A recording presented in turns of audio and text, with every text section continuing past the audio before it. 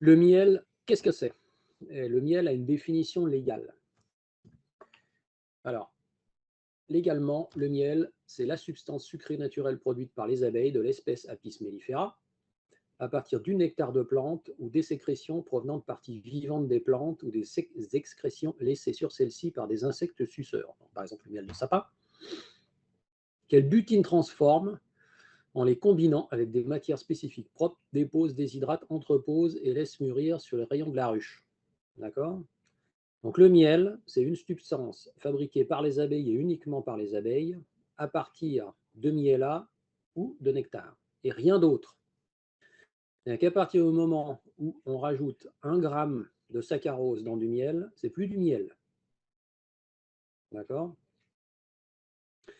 Donc tous les produits, comme souvent des produits qui viennent de l'étranger et qui sont mélangés avec glucose, du saccharose, d'autres types de sucre, tout ça, c'est pas du miel. Donc quand on parle de miel frelaté, en fait, c'est même pas du miel frelaté, c'est autre chose que du miel. Alors qu'est-ce qu'on trouve dans le miel? Alors typiquement, on trouve du glucose, du fructose, de l'eau, des autres sucres, comme par exemple du maltose, du saccharose. On trouve des acides faibles, des acides aminés, des enzymes, des vitamines, des sels minéraux. Donc, on a principalement du glucose, du fructose et de l'eau, souvent 60-70%, et puis un certain pourcentage d'autres choses. Alors là, je vous ai mis une petite étiquette qui datait du temps où les apiculteurs se battaient pour qu'on ait une identification de l'origine du miel. Je crois que maintenant, c'est passé, le Sénat a accepté, et normalement, sur un pot de miel, vous devriez voir en tant que consommateur l'origine du miel.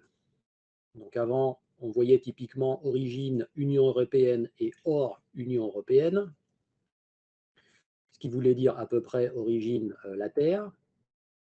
Et maintenant, on devrait voir les pays. Donc, hein, Jean-François, c'est passé ça.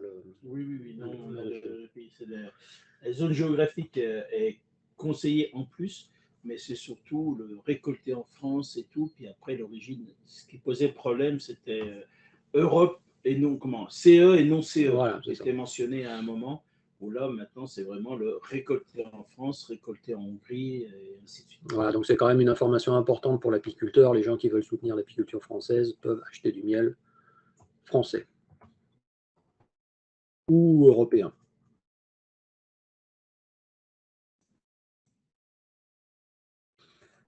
Alors, on parlait tout à l'heure de la prévention de l'essaimage. Alors, cette prévention de l'essaimage, elle est surtout pertinente quand on veut faire du miel. Parce qu'évidemment, quand on a une grosse partie des abeilles qui s'en va avec l'essaim, ben, on produit moins de miel. Donc, pour l'apiculteur ou l'apicultrice, essaimage rime avec diminution de la production de miel. Alors, il faut bien garder en tête que cet essaimage, c'est quand même une force naturelle chez les abeilles, puisque c'est le moyen par lequel elles se reproduisent. D'accord? Donc, là, en tant qu'être humain, on lutte contre une force naturelle. Donc, on ne va pas pouvoir lutter à 100%, on ne va pas pouvoir avoir une efficacité totale. On aura une efficacité plus ou moins bonne en fonction des méthodes et puis en fonction des années. Alors, comment prévenir cet essaimage? Alors, premièrement, ce qui marche pas mal, c'est de retirer les cadres de couvain en début de printemps pour faire des nucléis. Alors, on s'en sert. Donc, faire des nucléis, je vous rappelle, c'est des petites colonies. Donc là, on va faire des divisions, hein, typiquement ce qu'on a vu tout à l'heure. Donc, les grosses colonies qui démarrent déjà avec beaucoup de couvains, beaucoup d'abeilles, on les dégonfle. C'est comme ça que ça s'appelle, le dégonflage des colonies, pour faire d'autres colonies. Donc ça permet de multiplier le cheptel et puis ça permet de ralentir un petit peu les colonies qui démarrent sur les chapeaux de roue. Donc là, c'est une efficacité, on va dire, moyenne. Moyen, ça veut dire que bon, ça marche dans une certaine mesure, mais ce n'est pas une méthode infaillible pour éliminer l'essaimage. De toute façon, il est très difficile d'éliminer l'essaimage. Vous allez pouvoir diminuer cet essaimage, mais vous allez vraisemblablement avoir quand même quelques essaims. Deuxième méthode, casser les cellules royales. Donc ça, c'est une efficacité élevée, mais c'est beaucoup de travail. Donc casser les cellules royales, ça veut dire que vous faites une visite de toutes vos colonies chaque semaine en période d'essaimage. Donc période d'essaimage, c'est typiquement avril-mai. En juin, ça commence déjà à se calmer. Donc chaque semaine, vous ouvrez, vous tirez tous les cadres et vous éliminez, après avoir vérifié bien sûr la présence de la reine, vous éliminez toutes les cellules royales operculées. Donc, après avoir vérifié la présence de la reine, hein, parce que si l'essaim est déjà parti et que vous ne l'avez pas vu, il n'y a plus de reine dans la colonie, et si vous cassez toutes les cellules royales, vous oblitérez toutes les chances pour les abeilles de refaire une reine. Alors pourquoi on casse les cellules royales? Tout simplement parce que l'essaim ne part pas tant qu'il n'y a pas de cellules royales en production. Et ces cellules royales doivent être operculées. Donc tant que les cellules royales ne sont pas operculées, l'essaim ne part pas. À partir du moment où les cellules royales sont operculées, l'essaim peut partir à tout moment. Donc si on veut empêcher l'essaim de partir, ben on ouvre toutes les semaines, on sort chaque cadre, on inspecte chaque cadre, et sur chaque cadre, on casse les cellules royales en cours de... on casse les cellules royales en cours de construction. Alors ça marche très bien, mais c'est un travail de fou. Hein, parce que, bon, si vous avez une ruche, à la limite, ouvrir chaque semaine, bon, c'est encore pas trop de boulot. Sortir 10 cadres, c'est pas trop de boulot, mais quand vous commencez déjà à avoir 10 ruches, ça veut dire qu'il va falloir chaque semaine inspecter 100 cadres et surtout pas rater une seule cellule royale. Donc ça, c'est beaucoup de travail et il ne faut surtout pas rater une cellule.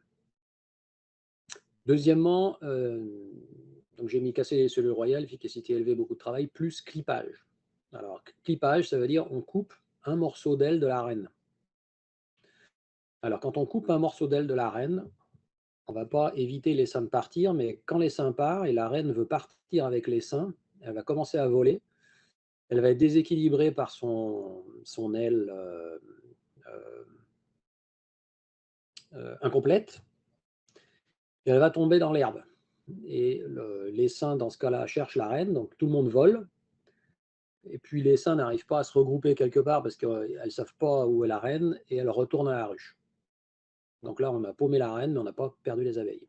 Donc dans ce cas-là, il suffit de remettre, par exemple, une reine en ponte et hop, la colonie suit son petit bonhomme de chemin sans plus de perturbations.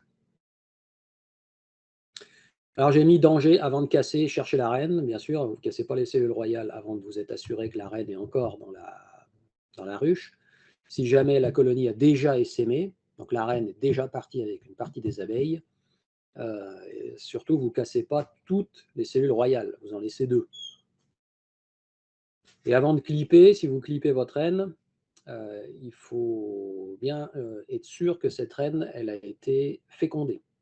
Hein, parce que des fois, c'est arrivé, des reines se sont retrouvées clippées, mais comme elles n'ont pas eu le temps de se faire féconder, elles n'ont jamais pu pondre des œufs.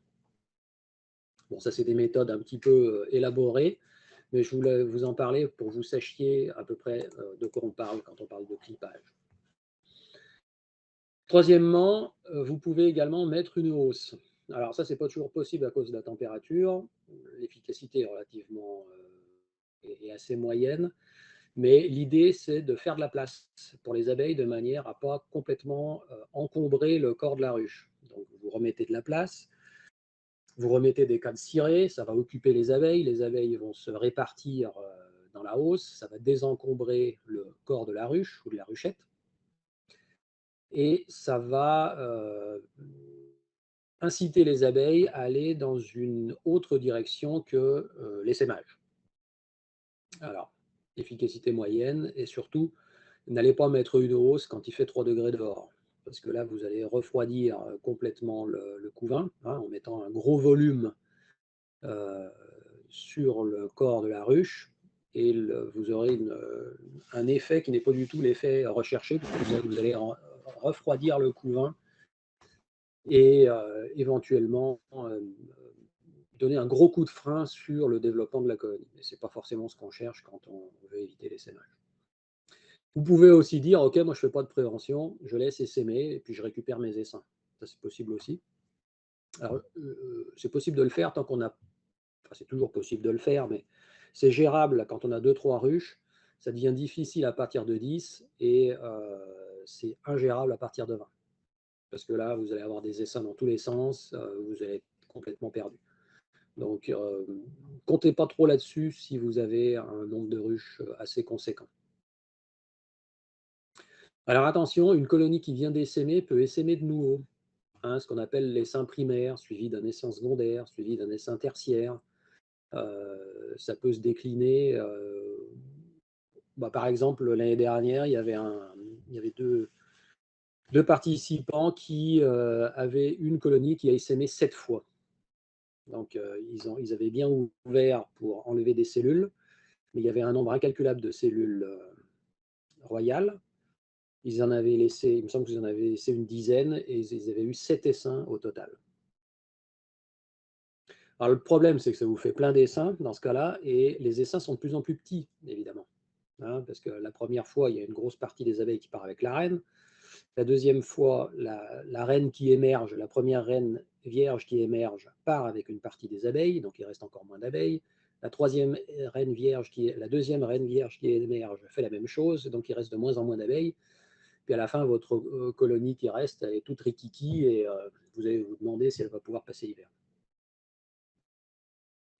Alors l'avantage de l'essaimage, il y a quand même un avantage, c'est qu'il ralentit le cycle du varroa.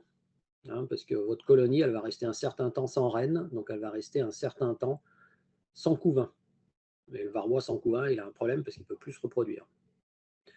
Et l'inconvénient, quand vous voulez récupérer les essaims, c'est d'être disponible, évidemment. Donc, ce que je vous disais tout au début, quand il faut y aller, il faut y aller. Quand il y a l'essaim qui pend sur la branche, il faut aller le récupérer tout de suite, parce que demain, il peut être parti. Donc là, il faut vraiment avoir une très grosse disponibilité. Alors, sachez que si vous travaillez et que vous rentrez à 7 heures, c'est pas foutu. Vous allez faire tous les jours un petit tour dans votre rucher, puis vous regardez s'il n'y a pas un ou deux essaims qui sont sortis et puis que vous pouvez éventuellement récupérer. D'une manière générale, quand ça essaime quand il fait beau, ça essaime jamais quand il pleut, évidemment, et ça essaime sur les coups d'1 heure de l'après-midi, grosso modo. Donc vos abeilles ne vont pas essaimer à 5 heures. Ça sera plutôt sur le coup de 1 heure. Donc là, avec un peu de chance, si vous revenez le soir après le boulot, vous pouvez encore récupérer votre essaim. Et si vous êtes sur place, et si vous savez que ça pourrait essaimer, allez faire un tour aux alentours d'1 heure. Avec un peu de chance, vous allez pouvoir assister à la sortie de l'essaim. C'est un vrai spectacle. Alors on continue dans notre chapitre faire du miel, la pose et le retrait des hausses. Alors souvent on a la question, mais quand est-ce qu'il faut que je mette mes hausses? Alors là évidemment c'est toujours la même chose, comme on ne peut pas faire de l'apiculture avec un calendrier, ça va dépendre de plein de choses. La pose de la hausse, avec ou sans grille à reine. Donc je vous rappelle, la grille à reine, je vous montrerai plus en détail ce que c'est. C'est une grille qu'on pose sur le corps de la ruche, entre la hausse et le corps, qui laisse passer les abeilles, mais qui ne laisse pas passer la reine. Le but du jeu, là, c'est d'éviter que la reine monte dans la hausse et ponde dans la hausse, parce qu'on n'a pas tellement envie de se retrouver avec des larves dans le miel. Donc, on interdit à la reine de monter dans la hausse. Donc, les abeilles peuvent y aller, elles stockent le miel, mais par contre, la reine ne peut pas aller mettre du couvain dedans.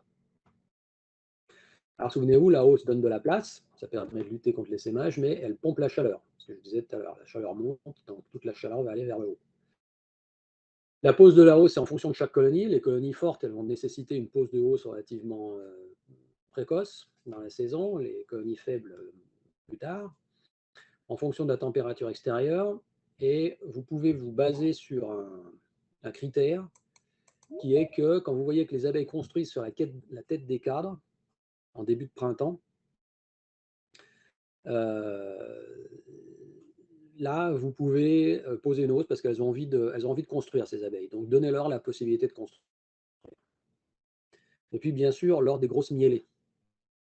Hein, si vous voyez l'acacia arriver, si jamais il n'a pas gelé, parce que ça arrive souvent, vous pouvez, par exemple, mettre la hausse. Donc là, je prends l'exemple de l'acacia, mais c'est aussi valable pour la miellée de, je dis n'importe quoi, le tilleul, par exemple, ce que j'aime bien, les châtaignes, le châtaignier.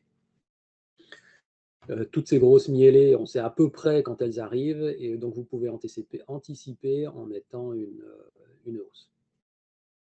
Alors, un bien précieux, évidemment, c'est les cadres de hausse bâtie, que vous pouvez réserver pour les grandes mielées, parce que là, vous allez avoir des rentrées de nectar qui sont extrêmement importantes. Et ça va permettre aux abeilles de stocker immédiatement sans avoir à passer par la case construction. Et vous retirez votre hausse lorsque les cellules pleines de miel sont operculées. Donc à ce moment-là, grosso modo, le miel contient à peu près 18% d'eau. Voilà. Alors en théorie, parce que ça peut varier quand même en fonction de la météo, et quand les abeilles operculent les cellules, il n'y a plus de risque de fermentation, puisque l'humidité ne peut pas traverser la couche de cire. D'accord?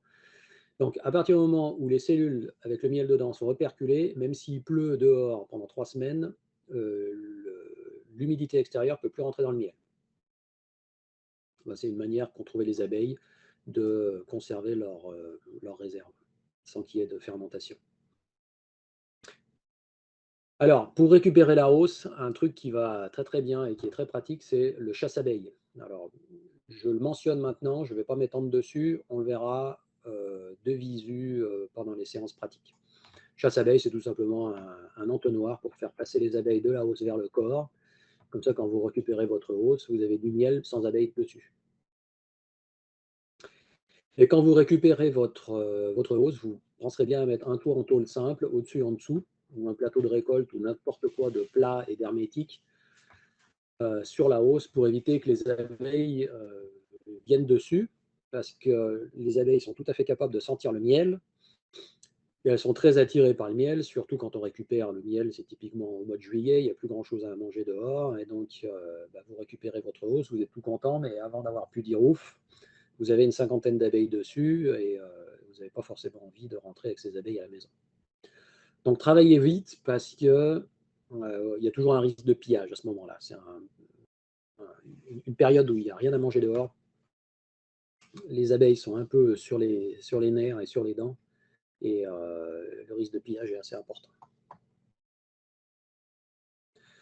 Ensuite, une fois qu'on a récupéré notre hausse, eh ben, il va falloir procéder à l'extraction. Donc l'extraction, c'est la sortie du miel des cadres de hausse. Alors on peut procéder de deux manières différentes, sans extracteur. Donc dans ce cas-là, on écrase les rayons, puis on récupère le miel par écoulement. L'avantage, c'est qu'on n'a pas besoin d'investir dans un extracteur, mais l'inconvénient, c'est qu'il est impossible de conserver les cadres de hausse puisqu'on vient de les écrabouiller pour faire sortir le miel. Donc avec l'extracteur, le point positif, c'est qu'on peut conserver les cadres. Le point négatif, c'est que c'est un investissement. Un extracteur, bon, les prix sont assez variables en fonction de la taille de l'extracteur. Est-ce qu'il est motorisé ou est-ce qu'il n'est pas motorisé? Jean-François, un extracteur manuel, l'entrée de gamme, c'est à combien à peu près? L'entrée de gamme, alors nous, la coopérative, j'insiste, on fait toujours de la qualité. Voilà, parce qu'on a comme proverbe, pas cher, trop cher, mais vous pouvez commencer à avoir un extracteur entrée de gamme en manuel dans les 320 à 350 euros. Et en plus, on est déjà sur du 9 cadres. Et en radiaire, parce qu'il y a du tangentiel et radiaire, je ne vais peut-être pas rentrer trop, mais voilà, soit les radiaires, vous n'avez pas besoin de retourner les cadres, ils sont dans le sens du rayon, radiaire comme rayon, R, donc ça veut dire que vous tournez environ 10 minutes et vos deux faces sont extraites. Après, on peut avoir des tangentiels, mais bien souvent, ils sont quasiment aussi chers. Les capacités sont seulement de 4 cadres et c'est du tangentiel. Mais ils vont être à 280 euros, 300 euros. Mais il faut compter 300 euros sur pied de bonne qualité. Voilà. Ok. Alors, sachez quand même, une fois que vous avez investi dans votre extracteur, c'est un investissement pour la vie. Ça ne s'use pas comme ça, vous allez le garder. Le deuxième inconvénient avec l'extracteur, c'est qu'il faut un petit peu de place quand même. Alors, il est possible de louer des extracteurs à la COP. Oui. Voilà. Donc une trentaine d'euros pour le week-end, on va dire. Voilà, donc ça évite d'investir. Donc l'extracteur, il fonctionne avec la force centrifuge. C'est la force centrifuge qui extrait le miel. Et bien sûr, avant, il faut désoperculer, sinon le miel n'est pas prêt de sortir, puisqu'il va être bloqué par l'opercule. Et je vous montrerai. quand on fera l'extraction de miel, je vous montrerai la désoperculation. Il y a deux possibilités, les deux sont très faciles. Donc l'extracteur, il fonctionne soit avec une manivelle, c'est ce qu'on appelle l'extracteur manuel, on fait tourner à la force avec de l'huile de coude, ou il y a des extracteurs avec un moteur. Donc voilà, c'est ce que vous disait Jean-François, il y a le tangentiel et le radiaire. Donc là, j'ai mis les deux. Le premier, la photo du centre, là, c'est un tangentiel. Donc ça veut dire que les cadres sont placés parallèlement à la paroi de l'extracteur. Et celui qui est sur la droite, c'est un radiaire. Donc on voit les cadres dedans. Donc les cadres sont dans le sens des rayons du cylindre. D'accord ? Donc les deux fonctionnent très bien. Sachez qu'avec le radiaire, effectivement, vous n'avez pas à retourner le cadre. On en reparlera. Je ne veux pas trop vous encombrer la tête avec tout un tas d'infos. Ça, on le comprend tout de suite quand on le voit vraiment de visu. Alors, simplement un truc, gardez en tête, que ce soit du radiaire ou du tangentiel, attention aux vibrations. Donc, il y a possibilité de fixer l'extracteur au sol. Il peut y avoir des vibrations quand les cadres ne sont pas bien équilibrés. Donc, c'est un peu comme une machine à laver où il y a le linge qui se met d'un côté et puis ça se met à sauter dans tous les sens si la machine à laver n'est pas lestée par quelque chose de lourd. Et ensuite, une fois qu'on a extrait notre miel, on va le mettre dans ce qu'on appelle un maturateur. Donc, moi, personnellement, j'aime bien filtrer le miel en sortie d'extracteur. Bon, ça prend un petit peu de temps, mais ça a l'avantage de bien nettoyer le miel. Ou alors, on peut mettre le miel directement dans le maturateur. Le maturateur, je vous ai mis la photo là en bas. C'est rien d'autre qu'un gros cylindre qui a une ouverture en bas. Ça s'appelle maturateur, malheureusement, c'est un abus de langage parce que le miel ne mature pas là-dedans. Hein, il n'y a pas de changement chimique ou physique du miel, c'est pas comme le vin. L'objectif du séjour du miel dans ce maturateur, c'est de laisser remonter les bulles, les petits morceaux de cire qu'on a extrait avec le miel. Donc tout ça remonte à la surface du miel, et quand on ouvre le maturateur qui est équipé de son robinet en bas, il y a du miel tout beau tout propre qui sort, sans les bulles et les petits morceaux de cire. Et là, on peut mettre en pot directement. Je ne rentre pas dans les détails, on va le voir de visu.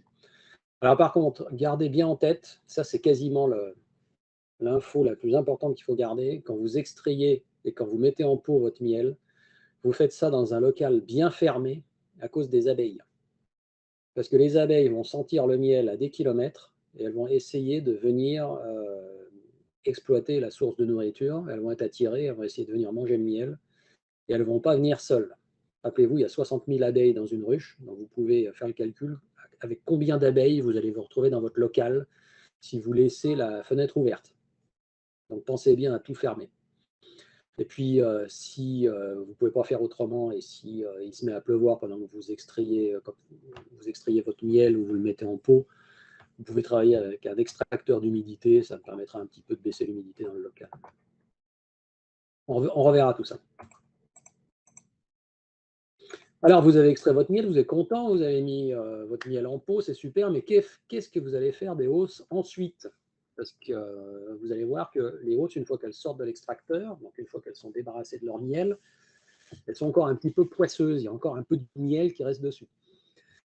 Donc après l'extraction, on va mettre les hausses à lécher, soit loin du rucher, si vous avez un grand terrain, j'en sais rien, vous avez 1 hectare par exemple, vous mettez le plus loin possible du rucher. Vous faites une pile de hausses et puis les abeilles vont, en 2 jours, elles vont venir lécher le miel qui reste sur les cadres, ou vous pouvez remettre ces hausses sur les ruches, mais vous le faites le soir, hein, pour éviter tout risque de pillage. Alors, si vous n'avez pas envie que les abeilles remettent du nectar dans ces hausses, bon, en général, on extrait en juillet-août et il n'y a plus rien à rapporter. Mais ce que vous pouvez faire, c'est que vous mettez votre nourrisseur couvre-cadre et vous mettez votre hausse sur le nourrisseur couvre-cadre. Donc, les abeilles auront accès aux hausses, mais elles vont considérer la hausse comme un local séparé de la ruche et elles vont descendre les petits restes de miel qu'elles vont récupérer sur les cadres de hausse. Et ensuite, une fois que ces cadres seront bien secs, alors vous verrez, en 2 jours, ça sera bien sec, bien léché. Il va falloir stocker ces hausses avec les cadres dedans. Donc le mieux, c'est ce que je vous ai dit tout à l'heure, vous mettez ça en tour. Vous laissez de l'air passer en haut et en bas pour créer un courant d'air. Mais vous surveillez quand même au fil du temps, hein, que la fausse teigne se mette pas dedans. Et vous faites un truc comme ça. J'ai mis un petit schéma. Donc vous mettez en bas un plancher aéré pour laisser passer l'air. Vous mettez un réducteur d'entrée pour que les musaraignes et les souris ne rentrent pas. Vous mettez une hausse vide, une grille à rennes pour être sûr qu'il n'y ait pas de bestioles qui rentrent, une grille à rennes en haut, votre toit. Vous faites bien attention de laisser un interstice pour que l'air puisse circuler. Et voilà. Puis si vous avez un grand congélateur où il y a de la place dedans, vous pouvez aussi conserver 2-3 cadres de hausse là, dans votre congélateur. Parce que là, la fausse teigne n'a absolument aucune chance d'aller s'y mettre. Alors par contre, ce qu'il ne faut pas faire, c'est d'essayer d'enfermer les cadres de hausse dans quoi que ce soit. Donc souvent on dit, oh là là, bah, je vais rouler la fausse teigne dans la farine, je vais aller enfermer mon cadre de hausse dans ma vieille armoire au fond du garage. Alors faites-moi confiance, la fausse teigne va trouver votre cadre de hausse, et ce que vous allez retrouver au mois d'avril quand vous allez vouloir ressortir les cadres de hausse, ce sera des cadres avec plein d'éjections noires. C'est les déjections de la fausse teigne et la cire aura complètement disparu.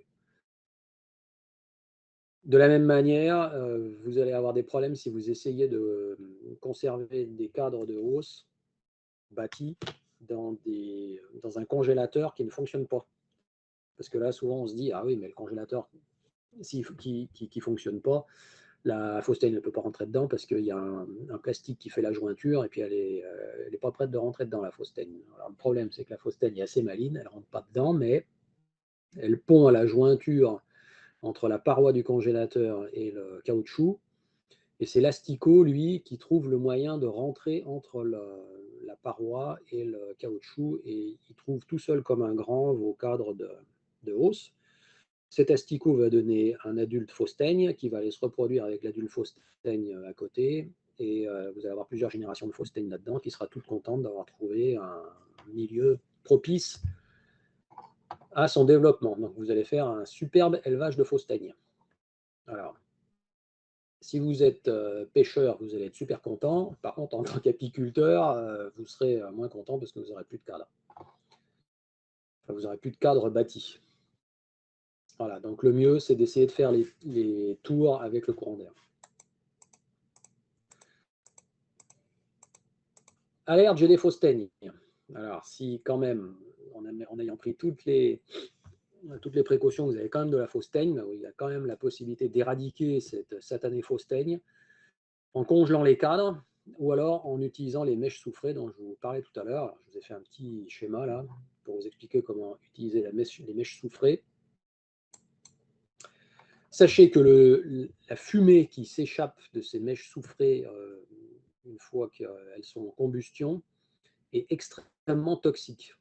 Hein, c'est un produit biocide. C'est un produit qui a été développé, utilisé pour tout tuer, y compris l'être humain, s'il a la très mauvaise idée d'aller venir respirer les fumées.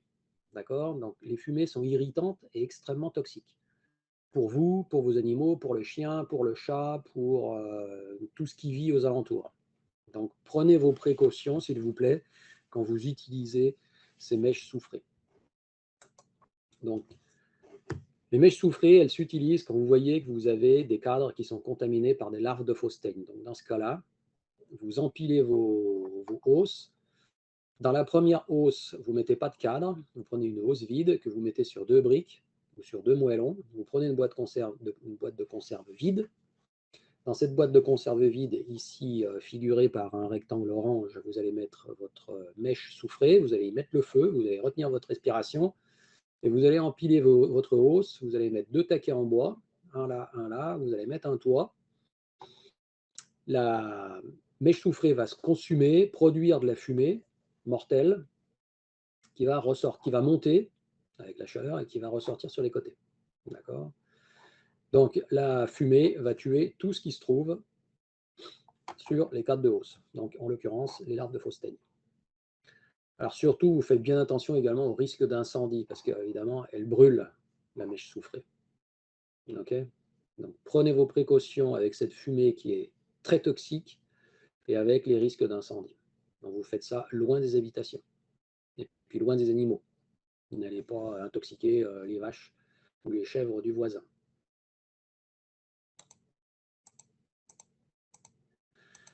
Alors, une fois que vous avez mis votre miel en pot, vous allez vous poser la question, moi je voudrais bien vendre mon miel, je voudrais bien donner mon miel, j'ai des copains qui viennent me voir, je voudrais leur donner mon miel. Alors, la législation est relativement stricte par rapport à ça, c'est que vous pouvez donner votre miel à vos parents directs, donc vos enfants ou vos parents, mais par contre, si vous voulez donner votre miel à votre voisin ou à vos copains qui passent vous voir, vous allez avoir besoin d'un numéro de SIRET. En d'autres termes, il va falloir fonder une exploitation agricole. Voilà.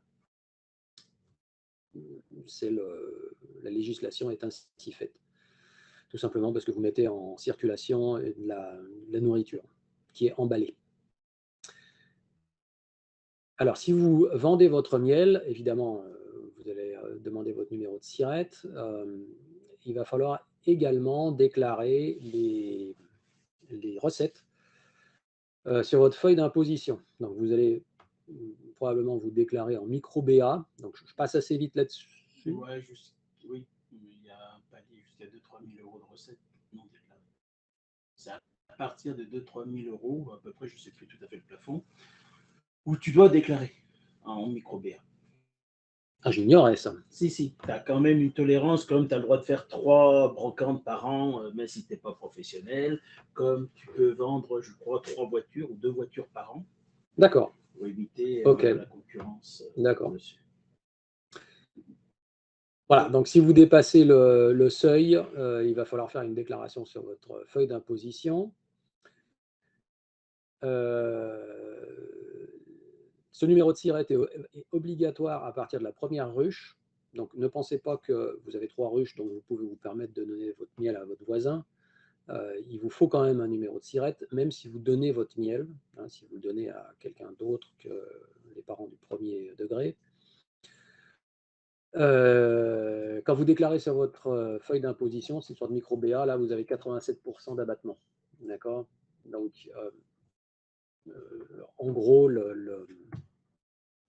l'imposition sur ce que vous allez gagner est très faible.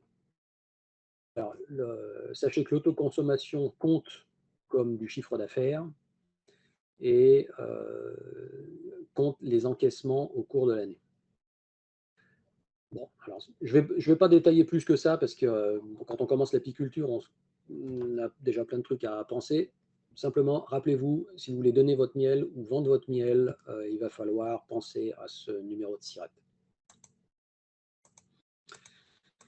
Au niveau de l'étiquetage, quand vous mettez votre miel en circulation, il va falloir mettre une étiquette et sur cette étiquette, il va y avoir des mentions obligatoires. Donc, votre nom, votre raison sociale, donc j'en sais rien, moi, Bernadette Dupont, l'adresse du producteur, donc c'est la vôtre, ou du conditionneur. Il va falloir mettre un poids net, donc le poids net, c'est le poids du miel sans le pot, un pays de récolte, en l'occurrence France, une dénomination de vente,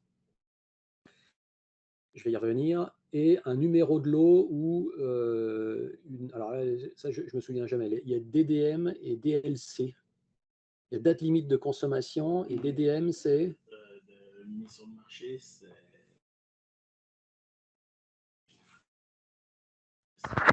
c'est la date de durabilité maximum. Voilà, la date de durabilité.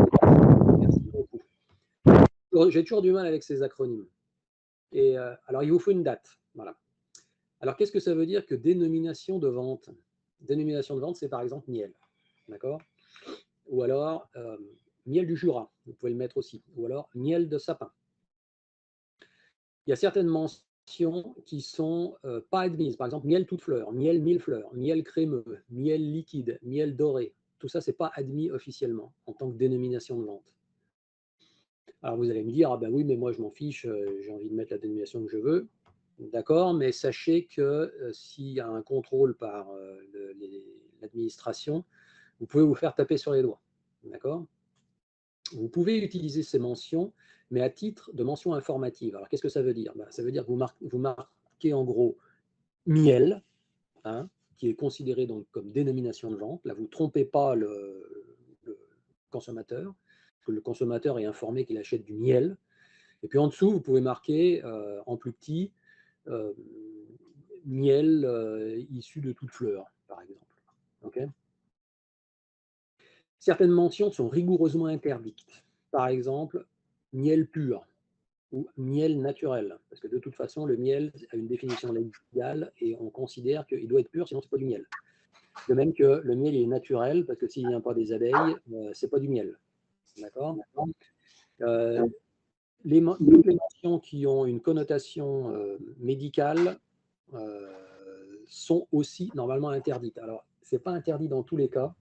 J'ai lu un article il n'y a pas très longtemps qui laisse penser qu'il y aurait des situations où on pourrait quand même le mettre. Je vous conseille de laisser ça de côté pour être sûr de ne pas écrire des choses qui ne sont pas admises. Ne le faites pas. Oui. Je ramène juste un petit complément d'info pour notre micro BA de oui. Tout à l'heure. Donc, il ne faut pas prendre peur à ce niveau-là. C'est vrai que vous autoconsommez votre miel, vous n'avez rien à faire. Et donc, tu as précisé qu'il y avait un numéro Numagri. Non, tu as parlé tout de suite du siret. Ouais. Donc, en fait, vous possédez 1, 10, 20 ruches. On s'en fiche un petit peu. Si vous autoconsommez tout votre miel, il vous suffit d'avoir un numéro, donc ce qu'ils appellent Numagri, pour pouvoir déclarer tous les ans le nombre de ruches en votre possession. Et ça a plus un côté de prévention sanitaire. Ça veut dire qu'on fait le comptage du nombre de ruches, donc c'est la déclaration annuelle qu'on fait entre le 1er septembre et le 31 décembre de chaque année. D'accord? Voilà, donc tous les ans, vous avez vos ruches à déclarer. C'est pour faire nos statistiques européennes. Hein, et voilà, c'est Numagri ou NAPI. Ça fait la même chose, c'est un numéro où vous n'êtes pas professionnel. Il n'y a pas de notion de professionnel, il y a surtout une notion d'autoconsommation de votre miel. Donc tout le monde qui vous connaît une ruche ou 1000 ruches, tous les ans, entre le 1er septembre et le 31 décembre, on déclare nos ruches. Et pour déclarer ces ruches sur le site de Télérucher, il faut un numéro. Donc il faut donc le Numagri, le NAPI, hein, qu'il va faire. Si vous n'en avez pas, c'est l'ordinateur qui vous l'attribue. Hein. Donc vous avez 2 ruches, vous voulez les déclarer, vous allez sur Télérucher, vous faites la déclaration, je n'ai pas de numéro, il vous attribue un numéro que vous notez bien dans un coin et que l'année prochaine, vous reprendrez ce même numéro et comme ça, vous avez un suivi que monsieur un tel, madame un tel, à tel endroit, possède 3 ruches sur un rucher, et ainsi de suite. Après va arriver, donc je reviens là-dessus, sur la notion de plus d'autoconsommation, mais offrez du miel en dehors dans la famille, hein, un peu large aux voisins, ou commencer à déposer quelques pots de miel chez le boulanger du coin en dépôt-vente ou en vente, peu importe notre notion. À ce moment-là, il y a une notion de professionnalisme, hein, de vente de miel, et à ce moment-là, il nous a imposé d'avoir un numéro SIRET pour pouvoir enregistrer. Donc ça, là, c'est pour ceux qui sont déjà dedans, c'est ce qu'on appelle le centre de formalité des entreprises, où vous devez, alors ça se fait aussi en ligne, ou auprès de la Chambre d'agriculture, où là, vous demandez un numéro SIRET qui vous permet ainsi de commercialiser ou de donner du miel à votre voisin, lointain ou proche, peu importe. La vente de miel, après, il y a l'autre notion qui parlait François tout à l'heure de bénéfice agricole, le micro-BA. Donc le micro-BA, c'est jusqu'à 82 500, on va dire 85 000 euros, mais c'est 82 500 euros de chiffre d'affaires. Vous pouvez bénéficier du micro-BA qui, lui, ils prennent votre chiffre d'affaires que vous voulez bien déclarer, ils font un abattement automatique de 87% de charges, de frais de fonctionnement, ainsi de suite, et ils partent du principe que vous avez un revenu de 13% sur ce chiffre d'affaires. Voilà. En dessous de 350 euros, donc c'est plus les 3000, c'est 350 euros de chiffre d'affaires, ça passe inaperçu. D'accord? Donc, que vous ayez votre numéro de SIRET pour pouvoir vendre du miel au boulanger de votre village, mais qu'à l'année, ça représente moins que 350 €, vous n'aurez rien à faire sur votre déclaration d'impôt dans la case micro-BA. C'est seulement à partir de 350 €, 351, que vous allez mentionner votre montant de chiffre d'affaires. Hein, donc, ne confondez pas, hein, c'est montant de chiffre d'affaires. Là-dessus, les impôts vont enlever 87%. Hein, donc, si on prend, vous avez fait 1 000 € de chiffre d'affaires, ils vont enlever 870 €, il vous reste vos 130 € de revenus, on va partir, donc ça va majorer votre, si vous êtes salarié à côté, bah vous avez revenu salarial 15 000 €, et puis en bas, micro-BA, ça va vous augmenter de 130 € pour 1 000 € de chiffre d'affaires, ça va vous augmenter de 130 € vos revenus, et puis après, bah, les calculs d'impôts qui se font là-dessus. D'accord? Voilà, je voulais rapporter quand même cette précision sur ce système. Et puis les mentions, oui, faites attention, hein, comme voilà, le miel crémeux. Crémeux, ce n'est pas un miel, ça ne se trouve pas dans la nature. C'est une texture.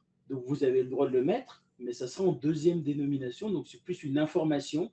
Et pour les contrôles que nous, on a déjà eu hein, sur les impôts, hein, par les fraudes et tout, c'est simple. Il faut même que ce soit dans une autre police de caractère, de façon à ne pas confondre crémeux par un miel de fleurs, hein, ou miel d'acacia, ou miel de tilleul crémeux, par exemple.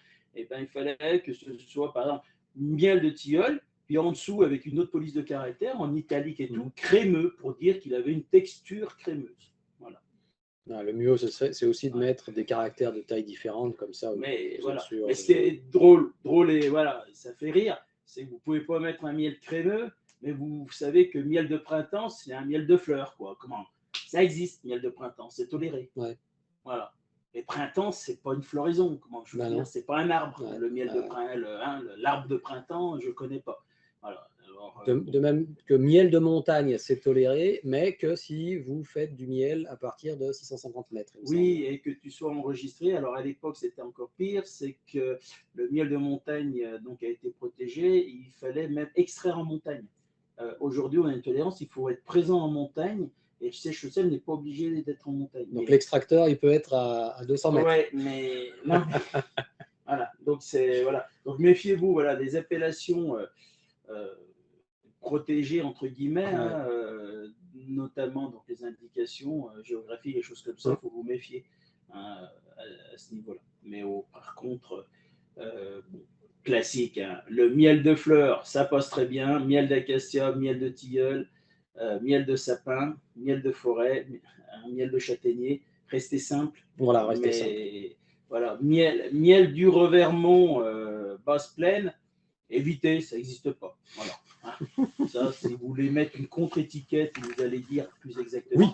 Comme voilà. quand on disait le pays d'origine est obligé, donc on va dire vous êtes tous en France, donc vous avez marqué récolté en France, mais ce n'est pas récolté sur le Bugey, sur le Revermont ou dans le Jura. C'est vous récoltez en France et après, si vous voulez mettre une contre-étiquette en expliquant sur les coteaux, les contreforts du Jura, entre 300 et 500 mètres d'altitude, vous pouvez mettre ce que vous voulez après. Ouais, voilà. Mais par contre, là, on parle bien des indications de l'étiquetage, donc les mentions obligatoires à mettre. Voilà, ensuite, vous pouvez rajouter ce que vous voulez. Mais voilà, c'est vraiment le… Je rajoute encore pendant qu'on y est, parce que vu que là, on charge un peu, je n'ai pas tout à fait écouté ce que tu as dit pour la date, comment elle était composée. Non, je ne l'ai pas dit. Alors, je vais le préciser. On parle d'un numéro date ou lot. En fait, c'est et ou. C'est-à-dire que si la date de consommation, donc des LUO, des DM maintenant, comme ils ont passé, parce qu'ils ont changé. Ils ont changé, oui. Alors, si vous mettez jour, mois, année, le numéro de lot n'a pas besoin d'être mentionné. Parce qu'on part du principe que vous faites un lot par jour. D'accord? Alors, la date, elle se détermine entre 6 mois et 2 ans à la date de mise en pot et pas de récolte de votre miel. Donc, c'est vous qui dites que votre miel va garder toutes ses caractéristiques au niveau du goût, au niveau de son bienfait pendant telle durée. Donc, c'est à l'initiative de l'apiculteur. Donc, si vous voulez mettre 1 an, aujourd'hui, on est le 19 février 22, je mets en pot et je marque 19 février 23. Votre numéro de lot, j'ai envie de dire, c'est 19 02 23. Voilà, ça fait aussi le numéro de lot. Par contre, si vous mettez que une DLUO, une DDM maintenant, qui est composée de mois et années, 100 jours, 100 jours, donc ça veut dire que je vais mettre que février 23, à ce moment-là, vous êtes obligé de créer un numéro de lot et une série. Donc un numéro de lot, c'est une fabrication qui peut être la fabrication de la semaine, la fabrication du jour, la fabrication du mois. Mais sachez que s'il y a un problème sur un pot, ils vont vous demander le numéro de lot. Vous avez tenu un registre de miellerie où vous avez indiqué ce que vous avez mis avec cette date-là, et tout le miel qui est concerné sera retiré. Acacia, sapin, tilleul. Si vous avez mis dans le numéro de lot, donc de février 23, 3 sortes de miel, tout est retiré parce qu'il peut être contaminé. C'est pour ça que, pour vous simplifier, mettez tout de suite jour, mois, année, et au moins, vous tenez votre registre. J'ai mis 10 kg d'acacia en pot le 19 février 22 avec une date qui va au 19 février 23. Et bien, il retire seulement vos 10-15 kg d'acacia qui seront mis hors de service. D'accord? Ok, on aura excusez-moi pour tout ça, mais c'était non, mais il faut le préciser. On aura l'occasion d'en reparler quand on fera l'extraction, parce que c'est là où, en général, les questions sur le miel apparaissent, parce qu'on aborde vraiment le sujet. Voilà, et ben, au revoir à ceux qui doivent nous quitter. Oui. D'accord, je lis des mails, bon, il y en a qui sont sûrement déjà partis, mais voilà, il n'y a pas de souci. Bénédicte demande, je prends juste cette question, qu'on a parlé du crémeux. Un miel est crémeux naturellement ou rendu crémeux? Un miel, oui, il est. Alors, bien souvent, il est crémeux. Pour qu'il reste longtemps crémeux, ça veut dire plus de 2-3 mois, 4 mois, c'est forcément qu'en cours de cristallisation, il a été rebrassé tout doucement, comme un peu un tank à l'air, dans une machine comme ça, qui brasse et qui casse la cristallisation, et on le met en pot. Autrement, il y a une période où tous les miels passent par l'état crémeux, c'est quand il est en cours de cristallisation. Et ça sera plus simple d'y expliquer aussi pendant le rucher, quand on explique voilà, pourquoi on récolte si vite le miel de printemps et ainsi de suite, pour éviter les cristallisations rapides. Ok, alors Jean-François a parlé du cahier de miellerie là, il y a 2 minutes, donc je voudrais dire 2 mots sur le registre d'élevage et le cahier de miellerie. Donc ce sont 2 choses différentes. Le registre d'élevage va donner des indications sur votre cheptel et la manière de l'élever, et il est obligatoire à partir de la première ruche. D'accord? Donc là, il n'y a pas de seuil.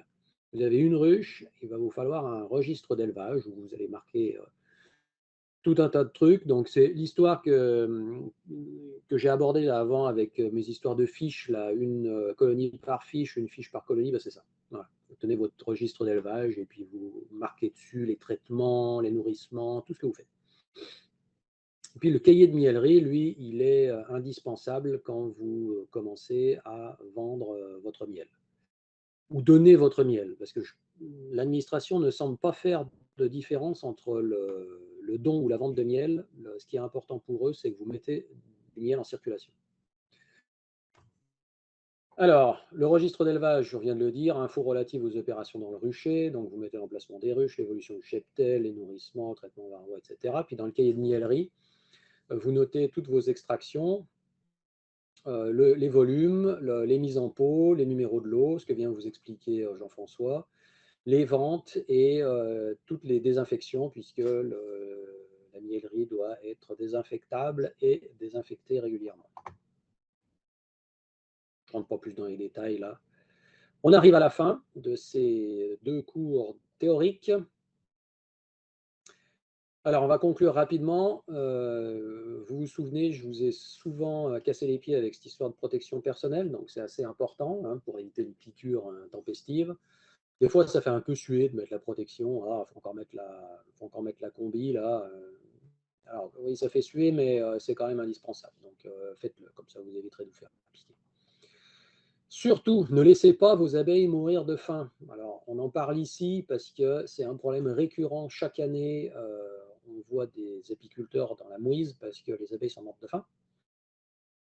C'est trop ballot de laisser ces abeilles mourir de faim parce que là, c'est vraiment un problème que l'apiculteur ou l'apicultrice peut éviter. Donc, regardez ce qui se passe dans vos colonies et ne laissez pas vos abeilles mourir de faim. Je fais une petite parenthèse là, j'aurai l'occasion de vous en reparler, mais je fais quand même une petite parenthèse maintenant pour toutes ces histoires de disette. Souvent on se fait avoir parce qu'on se dit, ah bah quand même l'abeille c'est une abeille, c'est un animal semi-sauvage, donc il devrait bien avoir l'habitude de trouver tout seul sa nourriture. Alors oui, ça a été vrai à un moment donné, mais ça l'est plus, puisque l'être humain a considérablement modifié la structure du, du paysage végétal. Et souvent, les abeilles ont beaucoup de difficultés à trouver leur nourriture, d'accord? Surtout quand la météo est mauvaise. Donc, on peut se retrouver très rapidement avec des abeilles qui meurent de faim et il ne faut pas se laisser avoir, quoi. Voilà. Alors, il faut, pendant toute sa carrière, entre guillemets, d'apicultrice ou d'apiculteur, il faut surtout ne pas hésiter à discuter avec des collègues. Et puis à observer les abeilles. Vous allez beaucoup apprendre de vos abeilles simplement en les observant. Donc, vous mettez votre protection personnelle, vous prenez une chaise et vous allez vous mettre à côté de vos abeilles quand il fait beau. Puis vous regardez ce qui se passe. Vous les allez regarder venir, aller, qu'est-ce qu'elles ramènent, comment elles se comportent, quand le temps change, qu'est-ce qu'elles font, etc. Et vous allez beaucoup apprendre simplement en observant ce qui se passe à l'entrée de la ruche. N'oubliez pas que vous avez des devoirs vis-à-vis des autres apiculteurs. Hein, par exemple, au niveau sanitaire, vous avez le devoir d'avoir des abeilles en bonnes conditions sanitaires parce que vous pouvez éventuellement aller contaminer des collègues. Et puis, vous avez le devoir de respecter les ruchers des autres. Alors, par exemple, c'est ce qu'on avait abordé avec les essaims. Là, n'essayez pas de récupérer les essaims des collègues. En général, ça ne se passe pas bien. Et vous avez également des devoirs vis-à-vis du public. Donc, quand vous commencez l'apiculture, vous êtes dans la grande famille des apicultrices et des apiculteurs, et donc vous représentez un petit peu cette grande famille par rapport au public non averti. Donc, c'est à vous qui vont venir demander des choses. Donc, les copains, les copines qui vont apprendre que vous faites de l'apiculture, ils vont vous poser des questions sur l'apiculture. Et donc, c'est à vous de représenter un petit peu ce monde-là et puis de faire en sorte que les gens ne se fassent pas piquer. Hein. Par exemple, si vous avez des voisins, faites attention que le voisinage ne soit pas embêté par vos abeilles. Hein. Ça fait partie des devoirs, ça. Et puis, je voudrais finir sur deux choses très importantes. Persévérer, vous allez avoir des problèmes. Ça va souvent pas se passer comme vous voulez. Mais ça, c'est normal. Toutes les apicultrices et tous les apiculteurs en sont passés par là. Il faut persévérer et il ne faut pas abandonner malgré tous les problèmes que vous allez rencontrer. D'accord? Donc, souvenez-vous que tous les collègues sont passés par les mêmes misères, les mêmes questions, les mêmes doutes. Et ceux qui continuent de faire de l'apiculture au bout de 40 ans, ce sont des gens qui ont persévéré. Et pour finir, je voudrais souligner l'importance de la formation. Donc là, c'est bien, vous vous êtes inscrit au rucher école, c'est exactement ce qu'il fallait faire. Vous avez eu exactement le réflexe qu'il fallait, se former auprès d'une structure établie. Mais vous pouvez continuer à vous former toute votre vie. Hein. Il y a des possibilités de stage, de formation qui sont relativement étoffées. Donc, continuez à vous former au fur et à mesure de vos besoins. D'accord? Donc, par exemple, certaines et certains d'entre vous seront, par exemple, intéressés par, je sais pas, l'élevage de rennes pour l'année prochaine. D'autres non, d'autres se diront, bon, moi je verrai l'année prochaine ou l'année d'après en fonction de mes besoins. Faites-le en fonction de vos besoins personnels, mais n'oubliez pas de le faire. Voilà. Alors, je vous ai mis quelques exemples de formation à la cage. Donc la coopérative apicole du Jura. Il y a un stage de fabrication d'hydromel le 9 avril. Tu me dis, Jean-François, si les dates sont plus bonnes, mais il me semble que c'est bon, j'avais vérifié. J'ai un petit doute sur si, la ruche divisible. La ruche divisible aura lieu, je crois, le 25 juin. Donc là, on n'est pas sur le site de la COP, mais c'est des établissements Nicoplast, donc ceux qui fabriquent les ruches en plastique à Mézeaux, à côté de Moiran, qui nous accueille sur son rucher de ruche divisible. Donc c'est une autre façon de conduire les abeilles. Hein. On travaille qu'avec des hausses, en fait. Le résumé, il est là. Donc il faut avoir déjà un petit peu de la bouteille, on va dire. Élevage de rennes, donc ça c'est sur la COP qu'on assure ça. Cette année, alors il n'y a plus de place, mais il y aura un troisième groupe qu'on est en train de former. Donc c'est le mardi 26, le mercredi 27 avril, donc 26 et 27 avril les après-midi. Et il y a un troisième groupe en cours de formation si tout va bien, ça doit être la même semaine, mais plus en fin de semaine, un samedi ou un, je ne sais plus ce qu'on a dit. Ouais, samedi ou dimanche. Samedi ou comment, ouais, c'est le 1er mai, dimanche, donc je ne sais pas. Ouais, on verra. Non, mais voilà, donc en fait, c'est des préinscriptions et dès que le groupe. On fait des petits groupes à ces occasions-là, de 12 personnes, 14, pour vraiment que vous repartiez avec une maîtrise de l'élevage de rennes et qu'on puisse répondre à toutes les questions et qu'on prenne le temps vraiment de vous apprendre. Et alors ça, ce sont de la pratique. De la théorie, elle dure un quart d'heure, une demi-heure, et après, je vous emmène sur le terrain et on fait du greffage. Et on revient un petit peu en sorte si vous voulez, mais on fait du greffage, on fait de la préparation d'éleveuses, de starter, de finisseurs, et on vous montre un peu le matériel de nucléi, mini plus, tout ce qui peut exister. Et il y a une formation, et là, on n'arrive jamais à la caser parce après, on est dans le flux de travail et on n'arrive pas. Et donc, c'est en fait la division proprement dit pour ceux qui veulent augmenter, se constituer un joli cheptel rapidement.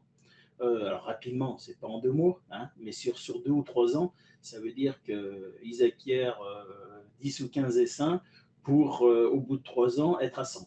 Voilà. C'est vraiment spécifique et c'est pour des personnes qui se dirigent vers une conversion apicole ou une meilleure maîtrise. Semi-pro. Voilà, plus réactif pour des personnes qui ont déjà un mi-temps mais qui veulent compléter, mais qui ne veulent pas rester salariés à 100%, des choses comme ça. Et ça, il y a de la demande. C'est bien dommage qu'on ne puisse pas arriver parce qu'on a les compétences pour assurer cette formation, mais on a énormément d'autres choses à mettre en place et on veut faire ça bien. Donc c'est pour ça qu'on a mis un point d'interrogation. Donc n'hésitez pas à aller vous informer sur le site de la COP parce que toutes les infos sont dessus. Donc toutes les formations de courte durée sont également dessus. Et si on met le stage division en place, il figurera également sur le site de la COP. Je voulais simplement revenir sur un petit point, que ce soit pour la ruche divisible, l'élevage des rennes ou la division. Ce que disait Jean-François, il n'y a pas de théorie. On part du principe que la théorie est acquise. Donc on ne va pas revenir sur le développement de la reine, sur le développement de l'ouvrière, sur le développement du faux bourdon. Tout ça, c'est considéré comme acquis. On ne refait pas les explications. Ou reconnaître un couvain de bourdon. Donc, je ne suis pas là pour expliquer qu'est-ce qu'une larve de bourdon ou une larve d'ouvrière. Ça, c'est quelque chose où il faut être passé par au moins un rucher école et maîtriser l'apiculture. C'est vraiment de la technique et on ne peut pas s'attarder là-dessus. Tu as fini, toi, François? J'ai fini, je suis au bout. Alors, moi, je relis parce qu'on va laisser après les questions se faire. Je vais juste revenir, peut-être que c'est déjà des gens qui sont partis, mais c'est pas grave. Je reviens juste parce que quand on parlait de l'essaimage, un essaim peut-il se rendre directement dans une ruchette placée à proximité? Oui et non, il n'y a pas de règle. En fait, il ne faut pas croire. Là, on ne maîtrise rien en apiculture. C'était comme les lieux de rassemblement pour les fécondations, les passages d'essaims. Oui, il y a des endroits où il y a plus d'essaims qui passent que d'autres parce que ça doit suivre un peu le vent, les vents dominants, les goulines entre 2 montagnes, des choses comme ça. Moi, j'ai vu une ruche vide dans un rucher à 2 mètres se faire peupler par un essaim qui sortait peut-être ou pas du rucher, mais comme j'ai vu 10 ruches vides à un endroit et jamais voir des seins rentrer dedans. Et puis et pourtant il y avait des ruchers dans un rayon de 1 km autour. Voilà, il n'y a pas vraiment de règle, donc tout est possible, mais c'est pas une obligation. Par contre, plus votre ruchette est vieille, dans un sens, a eu des abeilles, vous remettez 1 ou 2 vieux cadres dedans et tout, elle peut faire office de ruche piège dans votre rucher, mais c'est peut-être plus à 50 mètres que juste à côté. Mais ce n'est pas une obligation, les seins, on ne dirige pas à ce niveau-là. Et puis faites attention de ne pas piéger des frelons. Parce que les fondatrices de frelons cherchent une cavité qui colle complètement à une ruchette. Les jours précédents, un essaimage, peut-on remarquer un mouvement sur la planche d'envol ou par exemple un comportement des abeilles qui annoncerait un départ d'abeilles? Alors, oui et non, mais c'est vrai qu'une façon, il y a des races d'abeilles, notamment la carnicale le fait bien, la buck aussi, etc. Il y a moins d'activité les quelques jours avant, mais moins d'activité par rapport à quoi? Si ça mielle plus, il y a moins d'activité aussi. Mais des fois, on voit toutes les ruches en activité, sauf une. Et si on va voir, on peut faire voilà, un rapprochement. On se aperçoit qu'il y a plein de cellules et que ça annonce un essaimage et on va trouver des cellules et puis que la reine a été euh, arrêtée d'être alimentée, surtout en chez Royal. Donc, oui, on peut observer, mais c'est quand même en ouvrant les ruches qu'on observe le mieux le départ d'un essaim, incessamment sous peu. Après, tac, tac, tac. Donc là, merci. Est-ce que je peux vous interrompre? Excusez-moi. Oui. Je suis obligée de quitter la réunion. Allez-y. Donc, écoutez, je voulais vous remercier pour toutes ces informations très intéressantes. Donc, bonne soirée et puis à bientôt. À bientôt. Allez, sur les cours pratiques. Merci. Et au revoir. Au revoir. Alors, je finis juste les petites questions, puis comme ça, on donnera la parole à tout le monde les uns après les autres.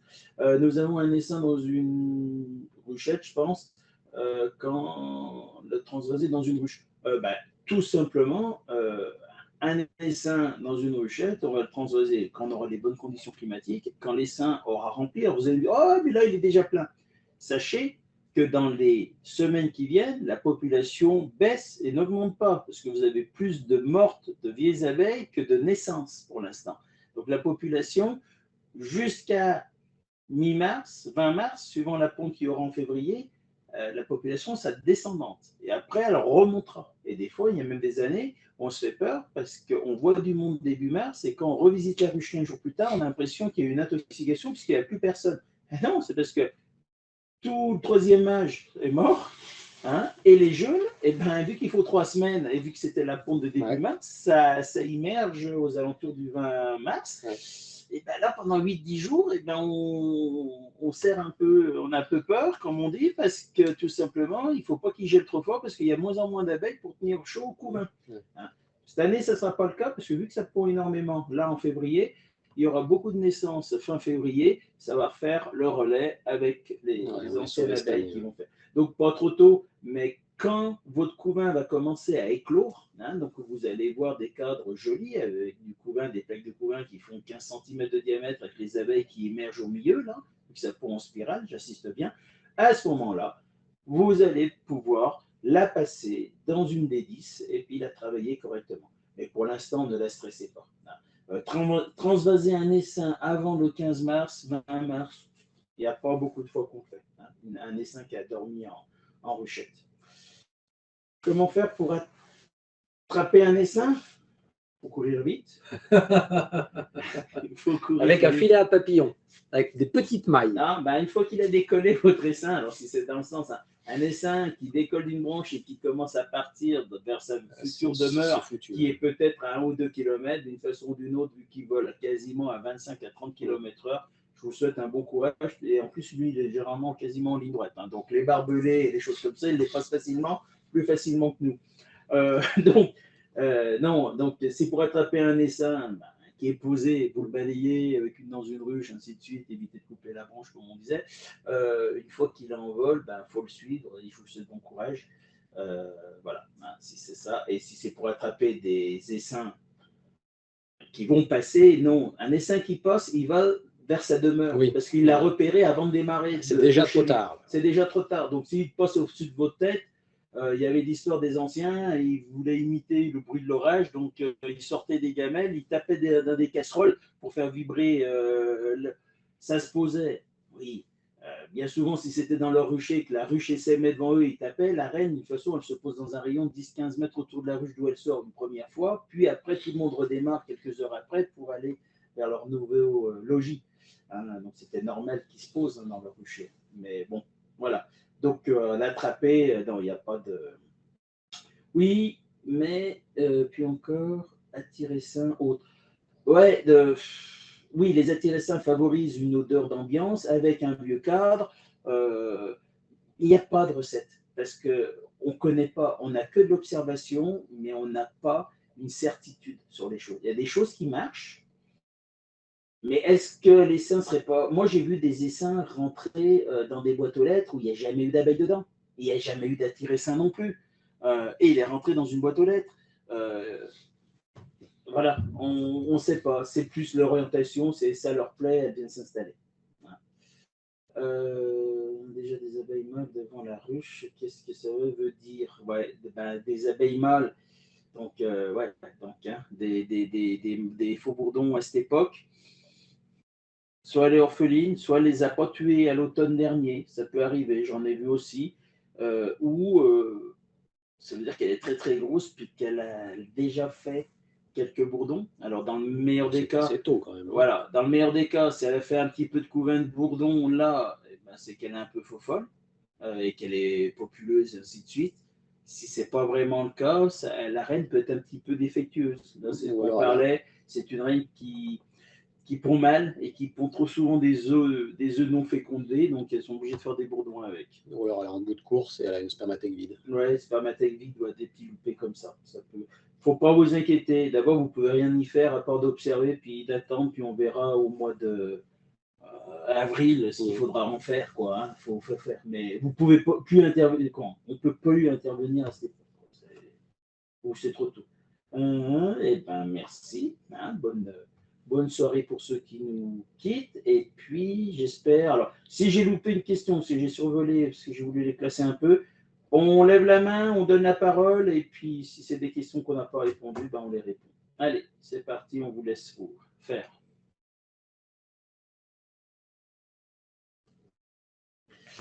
Philippe, allez, le premier. Oui, alors, vous m'entendez là? Oui, parfait. D'accord. Bon, voilà, moi, je viens juste d'arriver en retraite là, et mon idée, c'est d'avoir 2-3 ruches comme ça, c'est tout. Mais j'ai une question de timing qui me tracasse un peu, à savoir là, bah, je fais la formation que je trouve super, mais je me demande qu'est-ce qu'il faut que je fasse? Est-ce qu'il faut que je commence déjà à me renseigner et puis à commander un essaim, acheter une ruche ou 2 ou 3 et avancer en même temps avec la ruche qu'en même temps avec le rucher école? Ou est-ce qu'il faut faire toute la session du rucher école avant de commencer d'envisager d'acheter une ruche ou 3 ruches? Enfin, voilà où j'en suis un peu.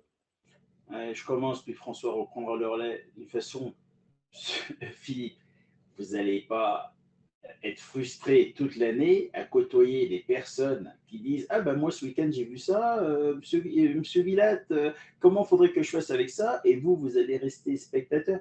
Si vous êtes parmi nous aujourd'hui, c'est que vous êtes passionné, c'est que ça vous intéresse. Vous avez franchi le cap, vous êtes inscrit. Mais est-ce que vous allez encore attendre plus d'1 an avant d'avoir vos premières mouches dans les mains, comme je dis tout le temps? On est tous des grands passionnés, je pense qu'il faut le faire.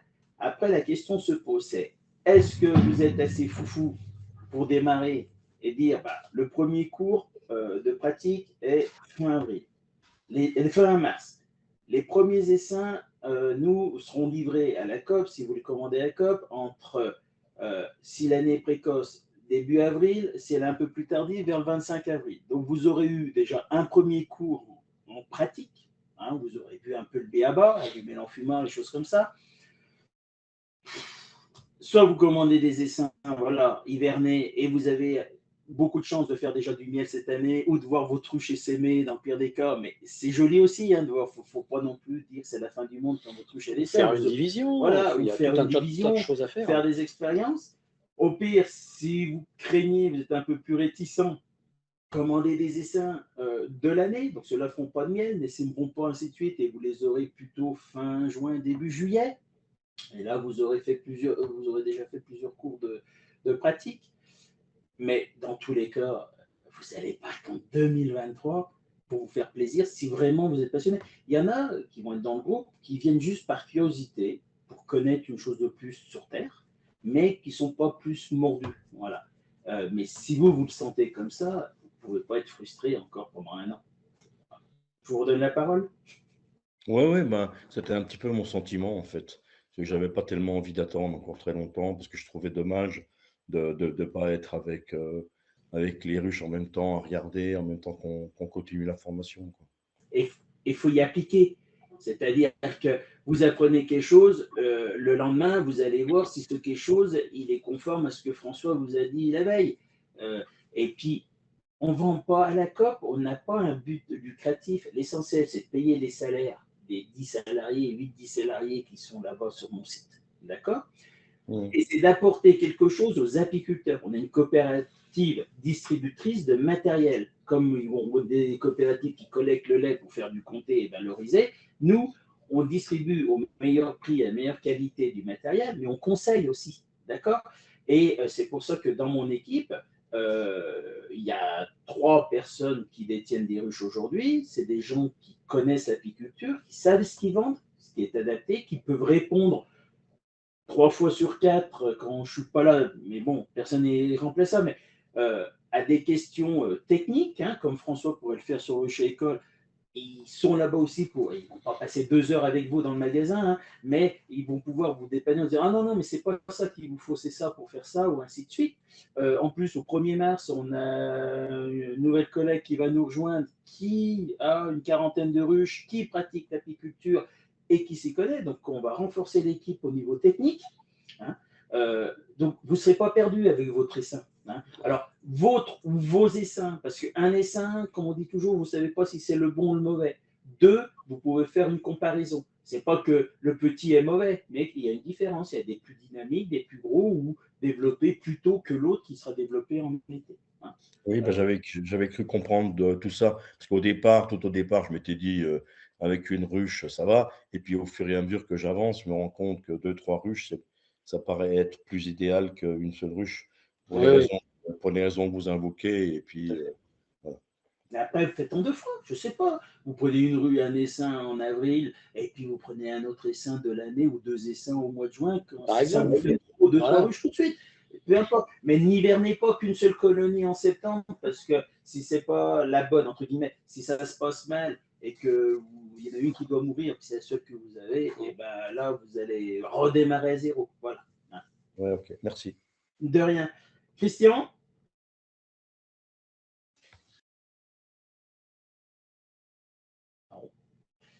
Christian, le micro est éteint.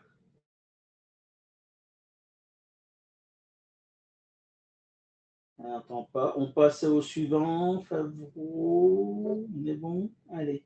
Oui, une petite question encore. Moi, j'avais donc 2 ruches en mai. J'ai commencé en mai, donc la pire année, je pense, après ce que j'ai entendu. Mais bon, j'ai beaucoup appris du coup, hein, parce que j'en ai une qui est devenue bourdonneuse. Bref, donc j'en ai une que j'ai chuchotée et qui va bien. Enfin voilà, j'ai nourri. Bon, apparemment, elle va bien. Faut que j'aille voir en février là, du coup. J'ai écouté les conseils. Et je voulais savoir, parce qu'évidemment, je voudrais reprendre 1 ou 2 ruches. Et ma question, c'est est-ce que vous pensez qu'il est mieux que je retrouve une ruche issue de division, comme les 2 que j'avais là, en fait, au départ, ou commander un essaim de l'année? Enfin, de toute façon, là. Alors, Ouais. il y a des essaims hivernés pour avril. Je crois qu'il nous en reste que une dizaine, mais pas beaucoup à la COP. On arrive, il y a beaucoup, il y a beaucoup de mortalité quand même cette année, il faut dire ce qu'il y en est. Donc, il y a une grosse demande. Mais franchement, je comprends pas. Je comprends un petit peu. C'est comme issu de division. Ça veut dire non, des essais hivernés qui ont été l'année dernière. Ben, en fait, oui, en mai, j'avais acheté deux ruches issues de division. Alors, de l'année d'avant, je ne sais pas, en fait, du coup. Oui, c'est ça. Donc, ça veut dire qu'en juillet-août, l'apiculteur, il a divisé, ce qu'on disait tout à l'heure, il a fait des divisions, il a hiverné tout ça, et ses essaims en mai 21, en avril, mai 21, c'était quand même des rennes hivernées de 2020, et ils étaient là pour produire. Donc, voilà. Et donc, la question se pose, c'est si je rachète des essaims, est-ce que je rachète des essaims idem en avril pour essayer de faire du miel, faire des essaims, des divisions, ou si je me contente de prendre des essaims de l'année, donc début juillet, c'est moi qui aurais toute la peine de les hiverner, de les traiter contre le varroa, mais je sais que je ne pourrais pas les diviser pour multiplier multiplier mon cheptel avec celui-ci et que je ne pourrais pas faire de miel avec. Voilà. Ben, vous avez déjà un peu d'expérience.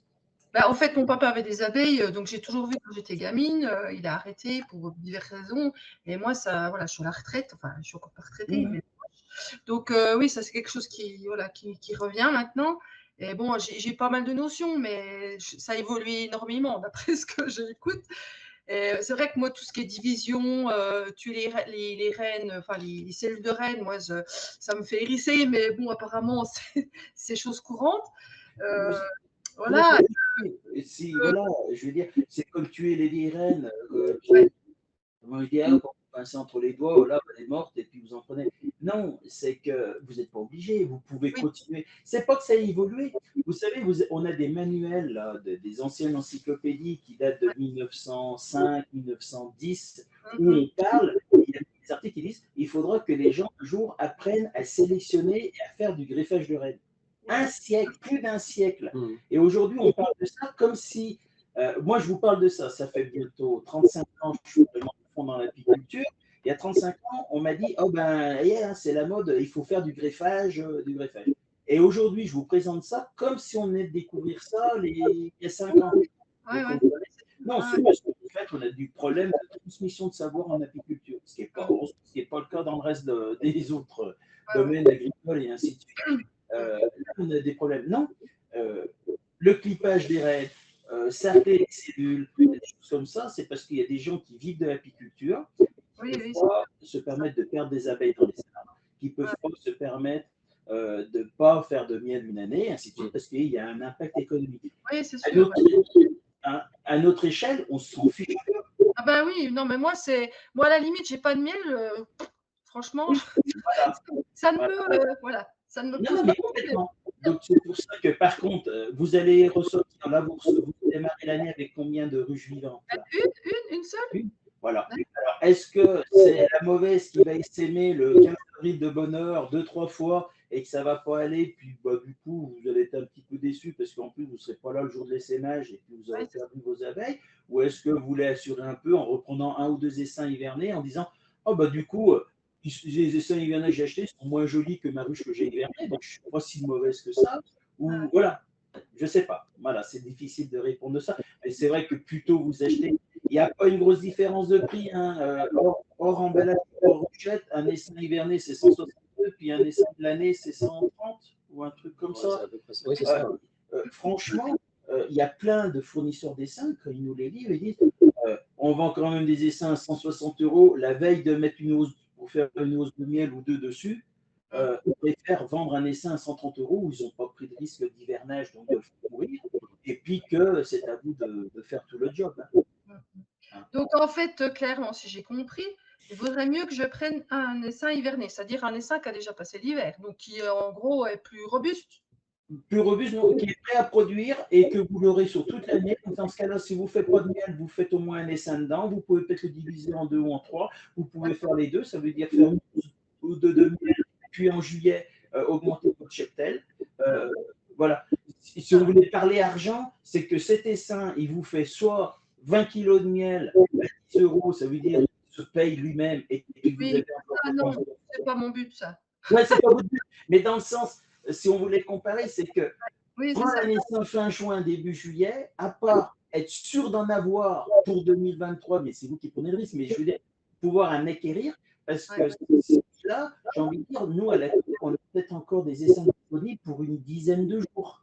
Après, ça veut dire que c'est malheureux pour nous, mais tout le mois de mai et début avril, on va être obligé de dire non à tout coopérateur qui vont venir frapper à notre porte. On cherche des essaims parce que je veux m'apercevoir de ma ruche est morte, parce que vous savez, vous êtes déjà allé voir votre ruche, mais il y en a qui vont se soucier mi-mars, fin mars, de savoir si votre ruche est vivante. Bien sûr. Donc, en fait, concrètement, là, moi, je suis à 800 mètres, je suis à Pontarlier. Il faut que je commande un essaim hiverné maintenant. C'est ça? Ah oui. Si vous voulez l'avoir pour avril, pour aller le poser là-bas à Pontarlier, il n'y a pas le choix. Hein. Il faut le commander là dans les jours qui viennent. Sinon, non, je pense qu'au 1er mars, 10 mars, je vous dirais non. D'accord. Ok, bon, voilà, je vais commander. Non, mais voilà. Non, moi, je ne cherche pas avant parce que les autres sont tout. Non, mais je sais bien. Voilà, on cherche vraiment un conseiller Ouais, c'est et ça. faire. Voilà, Ok. Bon, ben, très bien. Merci. Merci beaucoup. À pas de vous. souci. Je rebondis une petite seconde là, puis c'est valable un peu pour tout le monde.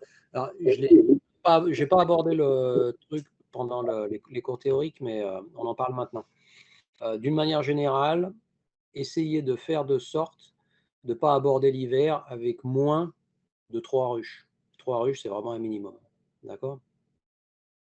Donc, tout simplement parce qu'il y a des pertes en hiver et avec 3 ruches, c'est encore un petit cheptel qui est gérable dans un jardin, mais on augmente les chances de retrouver quand même des abeilles vivantes, au printemps d'après. D'accord? Moins de 3 ruches, vous prenez vraiment des risques. Puis alors une ruche, là, c'est vraiment risqué parce que bon, ce que disait Jean-François, si vous avez une ruche, il y en a une qui meurt, vous avez vraiment plus rien, donc il faut recommencer de zéro. Alors c'est difficile, psychologiquement, c'est difficile de tout recommencer. Donc essayez d'attaquer l'hiver avec au moins 3 ruches. Christian, il est revenu ou pas? Oui, ça y est, j'ai pas activé le son. En fait, c'est une question vraiment pratique. Justement, pour les cours pratiques, moi, je serai absent du 9 au 29 mars. Alors, je ne sais pas quand aura lieu la première session. Je vais être inscrit dans les cours du mercredi, mais je ne sais pas trop enfin, comment ça va se passer, en fait. Alors, normalement, vous avez tous reçu un mail de la part Ouais, de chez École. Ouais. Vous l'avez eu ou pas? Je pense l'avoir eu, mais je l'ai égaré. Donc, Alors, vous inquiétez pas, je me reconnecte, je suis en train de regarder ce que François m'avait envoyé. Alors, calendrier. Donc, le premier, c'est celui-là. Je regarde en même temps. Ceux qui l'ont, ils pourront regarder aussi en même temps, vous pourrez me dire. Apparemment, ce C'est le groupe-là. groupe 1. Groupe 1 ou La groupe 2? séance d'heure, non, ça c'est. Le matin ou l'après-midi? je crois que c'était le matin, il me semble. Le matin. Alors, ça, j'ai un groupe. D'abord, il n'y a pas d'importance, ça vous donne même pareil Ouais. la date. Celui-là, groupe 4, non, c'est pas bon. Non, Groupe c'est 4, pas c'est un bon. samedi après-midi, ça? Alors, C'est c'était un dans groupe quel 2. ordre? Le groupe 1, vous m'entendez? Oui. C'est le 23 mars à 10 h. D'abord, dans tous les cas, ouais, vous Voilà. n'étiez pas là. Christian, il n'était pas là, hein, dans tous les cas. Ouais, le 23, moi, je ne serai pas là. Je Ouais. reviens le Eh 29. ben, vous allez louper un petit peu, quoi, j'ai envie de Ouais. dire. Là, vous allez louper la visite de printemps. Ouais. Bon, c'est pas catastrophique, hein, ça se rattrape. Ouais, enfin, j'ai des copains qui ont des ruches, et puis moi, bah, nous aussi, on a 2 ruches, donc je pourrais voir un petit peu. Ouais. Après, Mais sachez bon, qu'il n'y a pas une grosse. Bon, il y a visite de printemps, puis après, il y a celle d'avril. Entre nous, suivant l'année, on se fait plus plaisir en avril qu'on fait en mars. D'accord. Parce que les colonies, elles ont moins bien démarré, ainsi de suite. Ah ouais, Et il y a on plus de choses à revoit. voir. C'est Ouais, un en peu avril. deux séances similaires. C'est un peu le temps qui va nous faire avancer dans les ruches. Et des fois, il y a sur le rucher, il y a en avril des visites de printemps et puis et des fois sur les fortes pose de la première hausse. Ça peut arriver. Donc c'est un peu.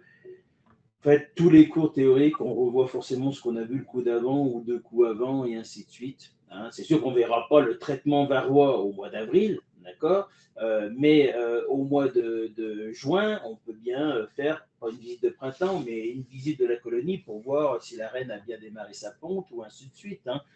Donc ça revient un peu comme ça. Il ne faut pas trop s'inquiéter pour ça. Non. D'accord. Merci. De rien. Allez, je continue. Tac, tac. CC, c'était qui? C'était Céline, je crois, que je ne sais plus. Un souvenir, j'avais des problèmes pour la faire rentrer en réunion. Oui, bonjour. Alors, effectivement, j'ai eu de gros problèmes de connexion. Alors, Ça a planté, donc voilà. je ne sais pas si vous m'entendez bien, parce que moi, je vous ai entendu pendant toute la conférence en haché.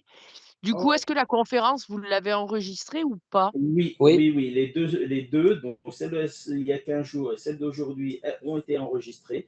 Et donc, Super. on vous fournira les liens. Mais j'ai vu que vous aviez beaucoup de difficultés pour accrocher la ligne. Vous étiez souvent refusé de la réunion. Donc, on a persévéré. Donc, de temps en temps, vous êtes rentré. Mais par contre, on vous entend très, très bien. Là. C'est que moi qui vous entends acheter, mais entre le vent et le fait que je suis en rase campagne à côté du Haut-Doubs, voilà, c'est un peu le problème. c'est des jolis coins pour faire de l'apiculture alors. Oui, il n'y a pas Ça va de marcher souci. avec les abeilles. Ça C'est marche ça avec les l'important. abeilles, c'est ça. Voilà. Bon, bah écoutez, Parfait. je vous remercie alors. Merci, De bonne rien. soirée. Tac, Evelyne? Oui, bonjour. Oui. Alors moi j'ai une petite question vraiment pratique. Là, papa a des ruches depuis un moment et moi ça fait un petit moment que j'ai commencé comme ça. Et l'année dernière j'ai eu une énorme attaque de frelons et ils m'ont bousillé 4 ruches en 48 heures. J'en ai tué enfin, je les tuais, on mettait des pièges, mais là je me demande si ça va recommencer pareil. Qu'est-ce qu'il faut que je fasse pour les protéger parce que c'était épouvantable, quoi. Alors, on a coupé un tout petit peu. On a compris, les 4 ruches détruites, machin, c'est épouvantable. C'est quoi qui a… Des frelons. Ah, Les des frelons. frelons asiatiques. Ok, François avait bien entendu que moi. Eh ben, frelons asiatiques. Alors, François a dit tout à l'heure, voilà, au printemps, il n'y a pas grand-chose à faire. D'abord, vous n'allez pas détruire des ouvrières au printemps, parce qu'il n'y en a pas. C'est comme les guêpes. Ça redémarre avec une seule fondatrice, donc une reine, hein, comme le frelon crabreau, le frelon commun de chez nous.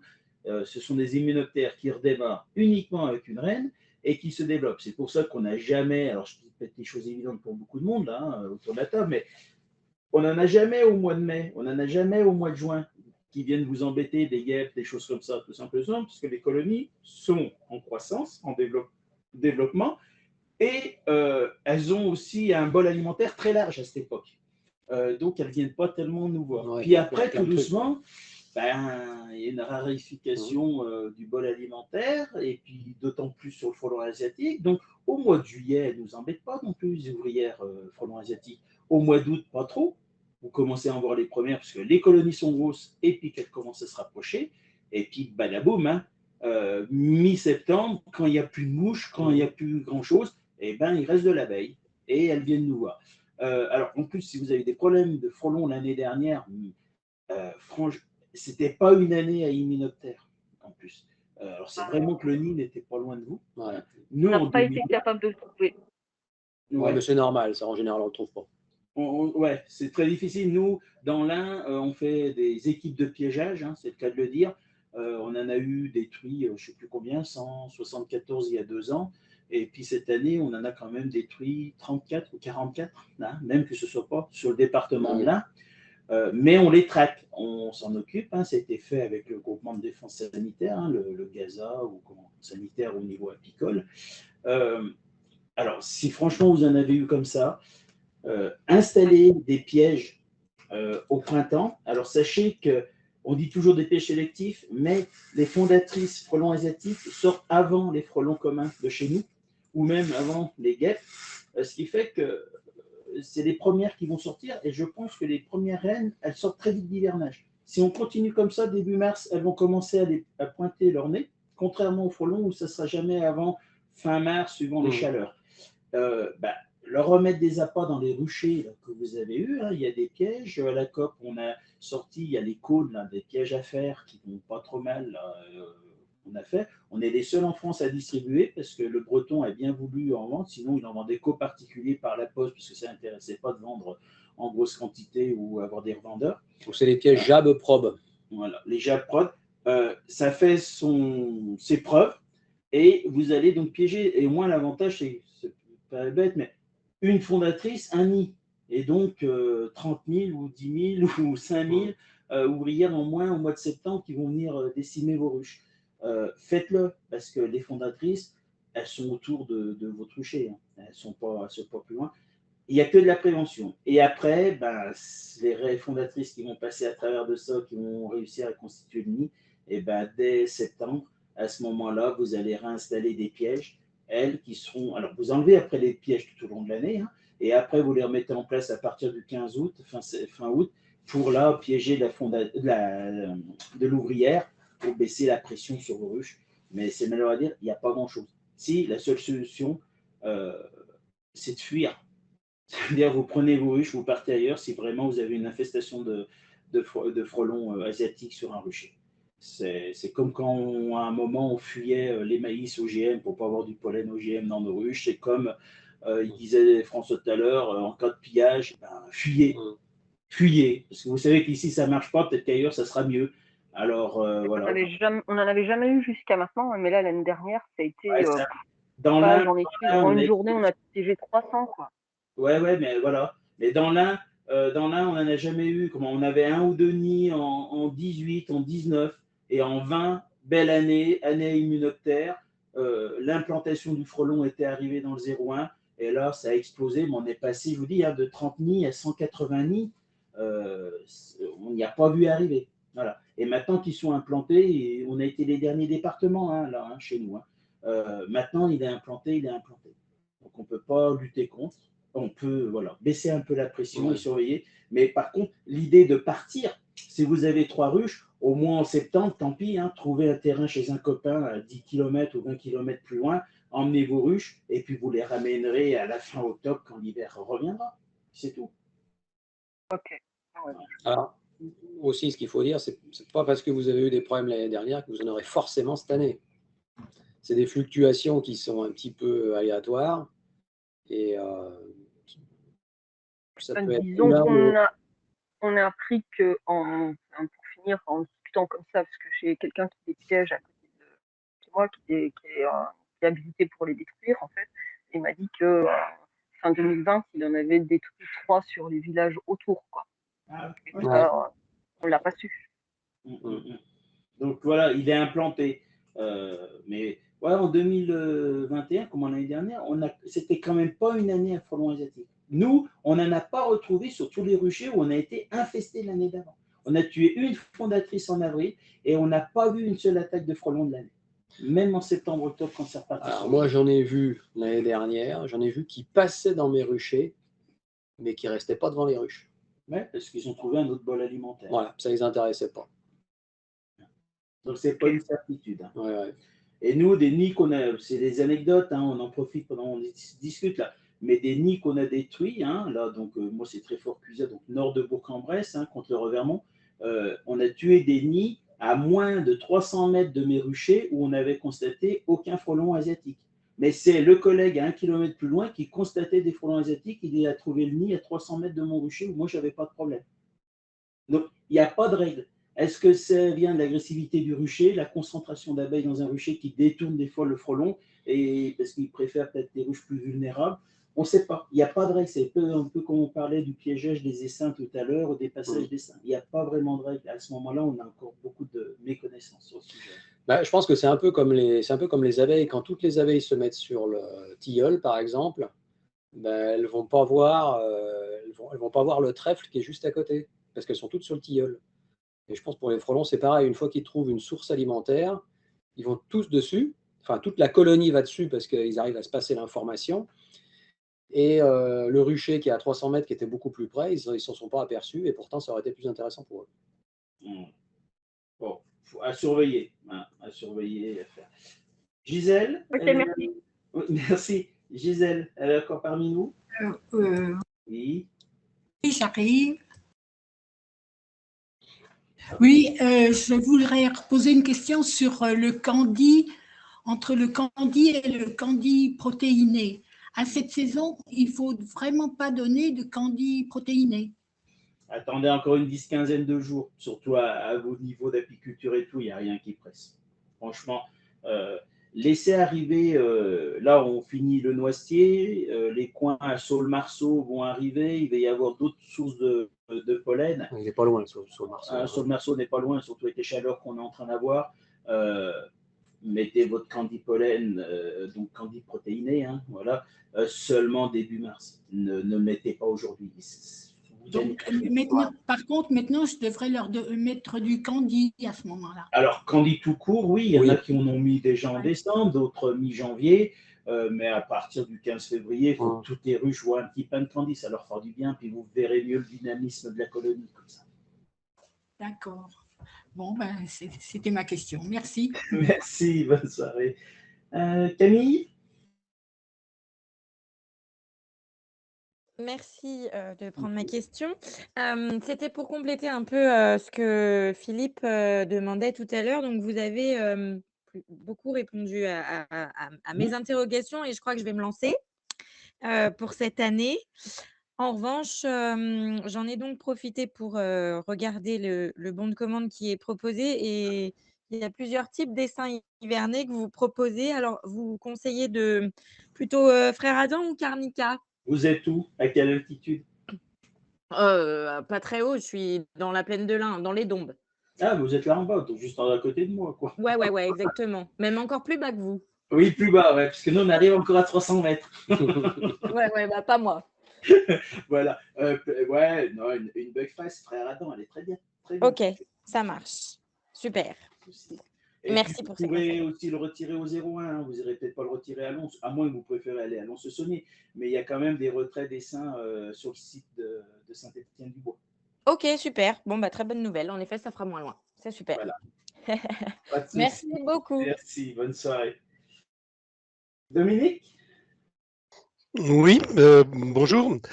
Dominique, je suis en train d'implanter mes ruches à Champagnole, où j'habite, et j'ai commandé des essaims à la COP, qui, d'après ce que je viens d'entendre, risquent d'arriver fin avril. Est-ce que ça veut dire que les premières fleurs que l'on trouve ici sont les pissenlits, et qui en général c'est plutôt au mois de mars-avril, c'est-à-dire que les essaims vont rater si je peux me permettre, la saison des pissenlits? Ouais. Alors, fin avril, ça peut être début avril, hein. C'est suivant Ah, l'année. c'est peut-être, D'une d'accord. façon ou d'une autre, chez le fournisseur, les essaims hivernés vont se développer sur le saule marceau et sur le pissenlit.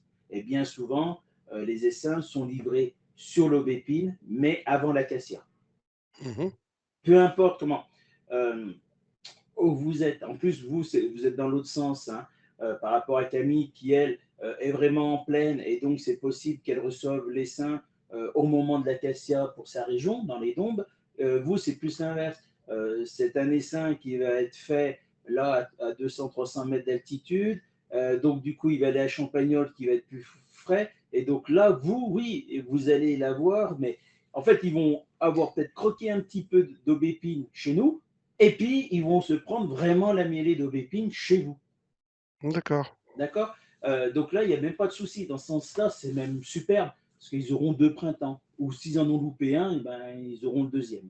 Hein? La petite anecdote, nous, pour vous dire, toutes les colonies qui ont mal démarré et qu'on arrive fin avril, début mai, on ne les met pas à l'acacia.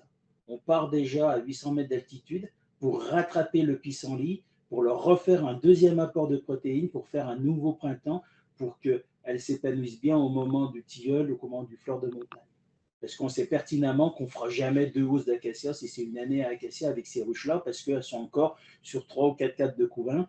Et non, parce qu'au moment de l'acacia, quand ça miel fort, sachez qu'il n'y a plus une goutte de protéines. Hein. Donc, plus une goutte de pollen qui rentre, plus une goutte de protéines, donc plus d'élevage, blocage de ponte. Voilà. Donc, une mielée, c'est bien beau, mais il faut qu'elle se fasse quand votre ruche, elle est blindée d'abeilles. Si elle se fait trop tôt, ben, vous avez des abeilles, mais juste pour remplir le corps de ruche de miel, et puis la ponte s'arrêtant, et ben plus tard, 3 semaines plus tard, vous n'avez pas de naissance, puis ben, la mielée d'après, elle est un peu bancale.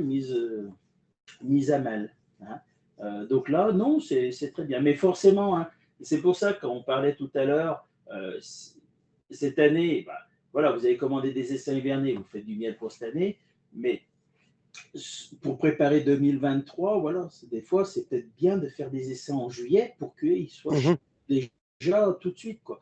Hein, après, les mielés dans nos régions, on n'a pas de mielés qui démarrent avant le 5-7 avril. Et bien souvent, c'est même pas bon, parce que ça, il vous expliquera, François. La mielée de printemps, c'est des miels qui cristallisent très vite, hein, naturellement. Et il ne faudrait pas que cette mielée, elle dure plus de 3 semaines. Donc, ce qui veut dire que si l'acacia est au rendez-vous pour le 10 mai, si vous enlevez 3 semaines, il ne faudrait pas poser des hausses avant le 25 avril dans nos régions. Et là, ça fait plusieurs printemps, il n'y a que ça qui était beau. Les colonies démarrant de bonne heure, on est obligé, ça miel déjà début avril. Donc, on pose les hausses. Mais début avril jusqu'au 7-10 mai, ben, 6 semaines, 5-6 semaines, ben, votre miel il est complètement cristallisé dans les ruches quand on veut l'enlever.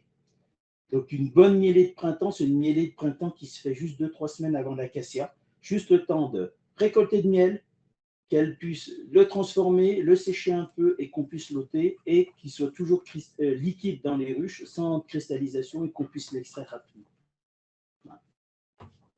Voilà, mais bon, ça c'est au niveau technique, hein, on en rediscutera. D'accord, merci. D'accord. De rien. Merci bien. On a encore des questions? Alors, je vais regarder dans le chat s'il y en a qui ont écrit quelque chose. J'en étais où? Ah bah si c'est trop, oui, mais c'est trop passionnant. C'est sûr que l'apiculture, si on se laisse bercer par ça, c'est fini. Merci. À bientôt. Merci pour ces infos. Merci. Alors, je passe vite. Hein. Intéressante et enrichissante. Ah ben Arnaud, ben c'est Rachel qui doit être là. Ben oui, mais on est super sympathique. Après, on est grognons, hein, quand même. Hein. C'est ce que disent nos femmes. Mais bon, voilà. Ça dépend des abeilles. Si ça marche bien au rucher, on est content. S'il pleut, on est grognon. Hein. Ouais, on est comme la météo. On est très changeant. Ok. Allez, je reviens de ce côté. On a des questions. Allez, ceux qui veulent prendre la parole, n'hésitez pas. Hein, d'abord, c'est 18h. On va rendre. On va rendre l'antenne. À vous, Cognac G. Qui est-ce qui clôture? Il y en a qui se lance, même s'il n'a rien à dire, c'est pas rien, il faut au moins qu'il dise des choses.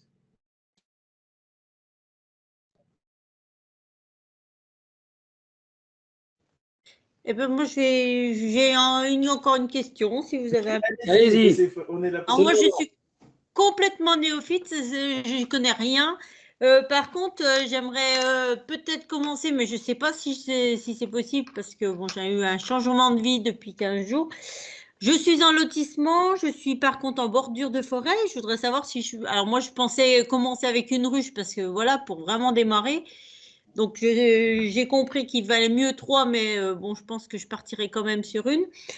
Après, je ne connais pas les réglementations, tout ça pour… Alors, lotissement, alors je veux juste des précisions. Ouais. Donc, lotissement, Un petit lotissement, hein, c'est vraiment un petit village. Mais votre parcelle va jusqu'au bois? C'est la vôtre? Oui, oui. Voilà, et donc… Enfin, entre, il y a un petit chemin communal, mais personne ne l'utilise. Ouais, Il est même boisé. faites attention à ça. Et Oui. limite de… Mais il est boisé, en fait. Ouais, C'est même d'accord. pas un chemin. C'est bon. Donc là, cette limite de bois, là, comme vous dites, et puis la première maison, il y a quelle distance à vol d'oiseau? Les maisons de chaque côté, Oui. En fait, les maisons sont alignées parallèles au bois. Oui. On est à 50 mètres? Ouais. Non, moins que ça, pardon. Je dis une Ouais. bêtise. Mais… Non, 20 mètres. D'accord, mais chaque parcelle entre les maisons, là, il n'y a pas de petite haie. Non, on n'a pas de… Enfin, moi, j'en ai fait une petite, mais en fait, on est sur du caillou, donc ça ne pousse pas, donc elles sont vraiment petites. Voilà. Donc, la législation, François en avait parlé, je répète vite fait. Alors, grosso modo, après, elle peut être un peu plus stricte d'une commune à l'autre, des choses comme ça. Mais en règle générale, c'est 20 mètres des chemins publics, voies communales, routes. 50 mètres d'une propriété bâtie. D'accord? Ah, c'est 50 mètres d'une propriété bâtie? Voilà. Ah, je crois que vous aviez dit 20 mètres. Alors, 20 mètres des chemins, 20 mètres des propriétés voisines, 50 mètres de la maison qui est sur cette propriété, c'est les 50 mètres de la maison. Voilà. C'est pour ça que je vous posais la question des 50 mètres.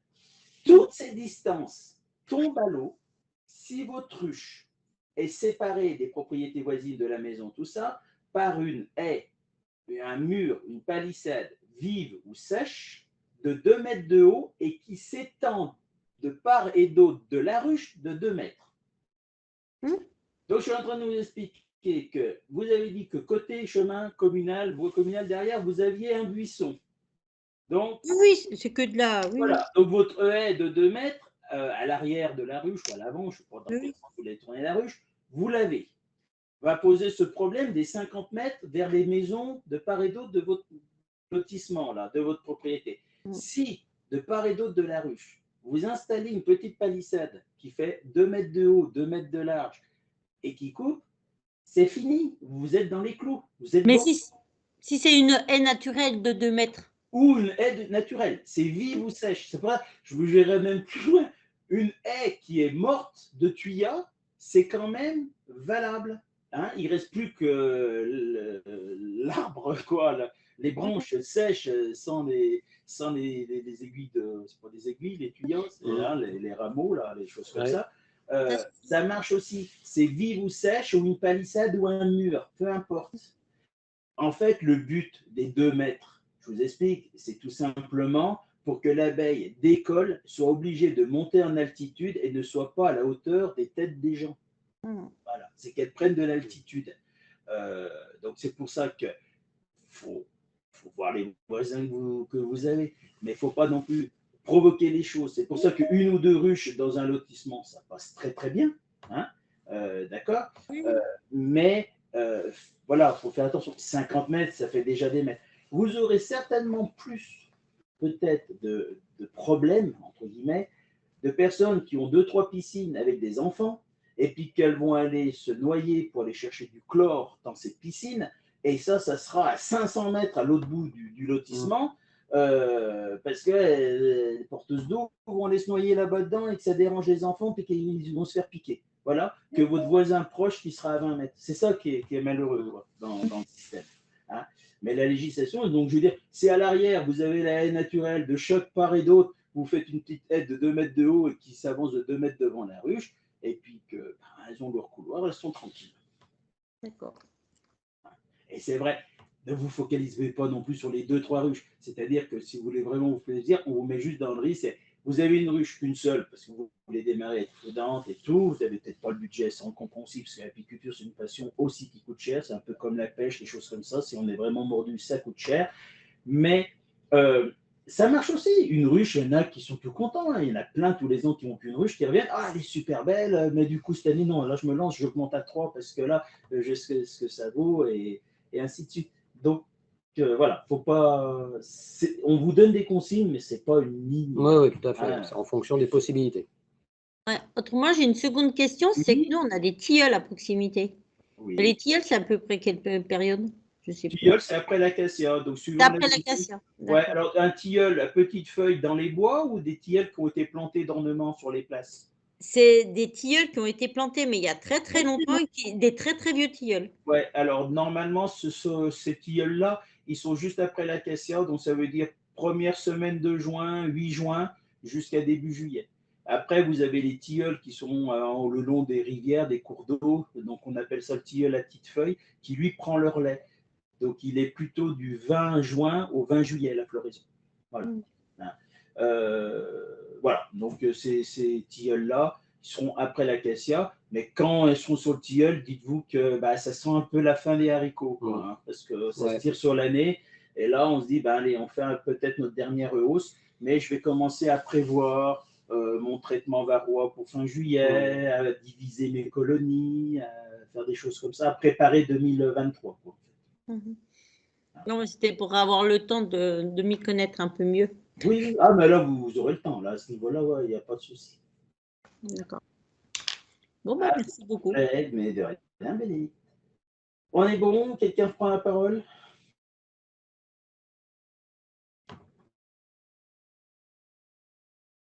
Donc, apparemment, on a répondu à toutes les questions. N'hésitez pas, hein, même si vous ne levez pas la main, vous ouvrez le micro, vous prenez la parole. Hein. Alors, s'il y a des questions qui vous viennent en tête après, envoyez un email ou notez-la et on abordera ça au cours des séances pratiques. Mais on reste disponible par email. Et puis, allez voir sur le forum. Donc, le forum, c'est aussi pour ça, aussi pour poser des questions, puis parler de son expérience personnelle. Donc, je vous ai envoyé les coordonnées.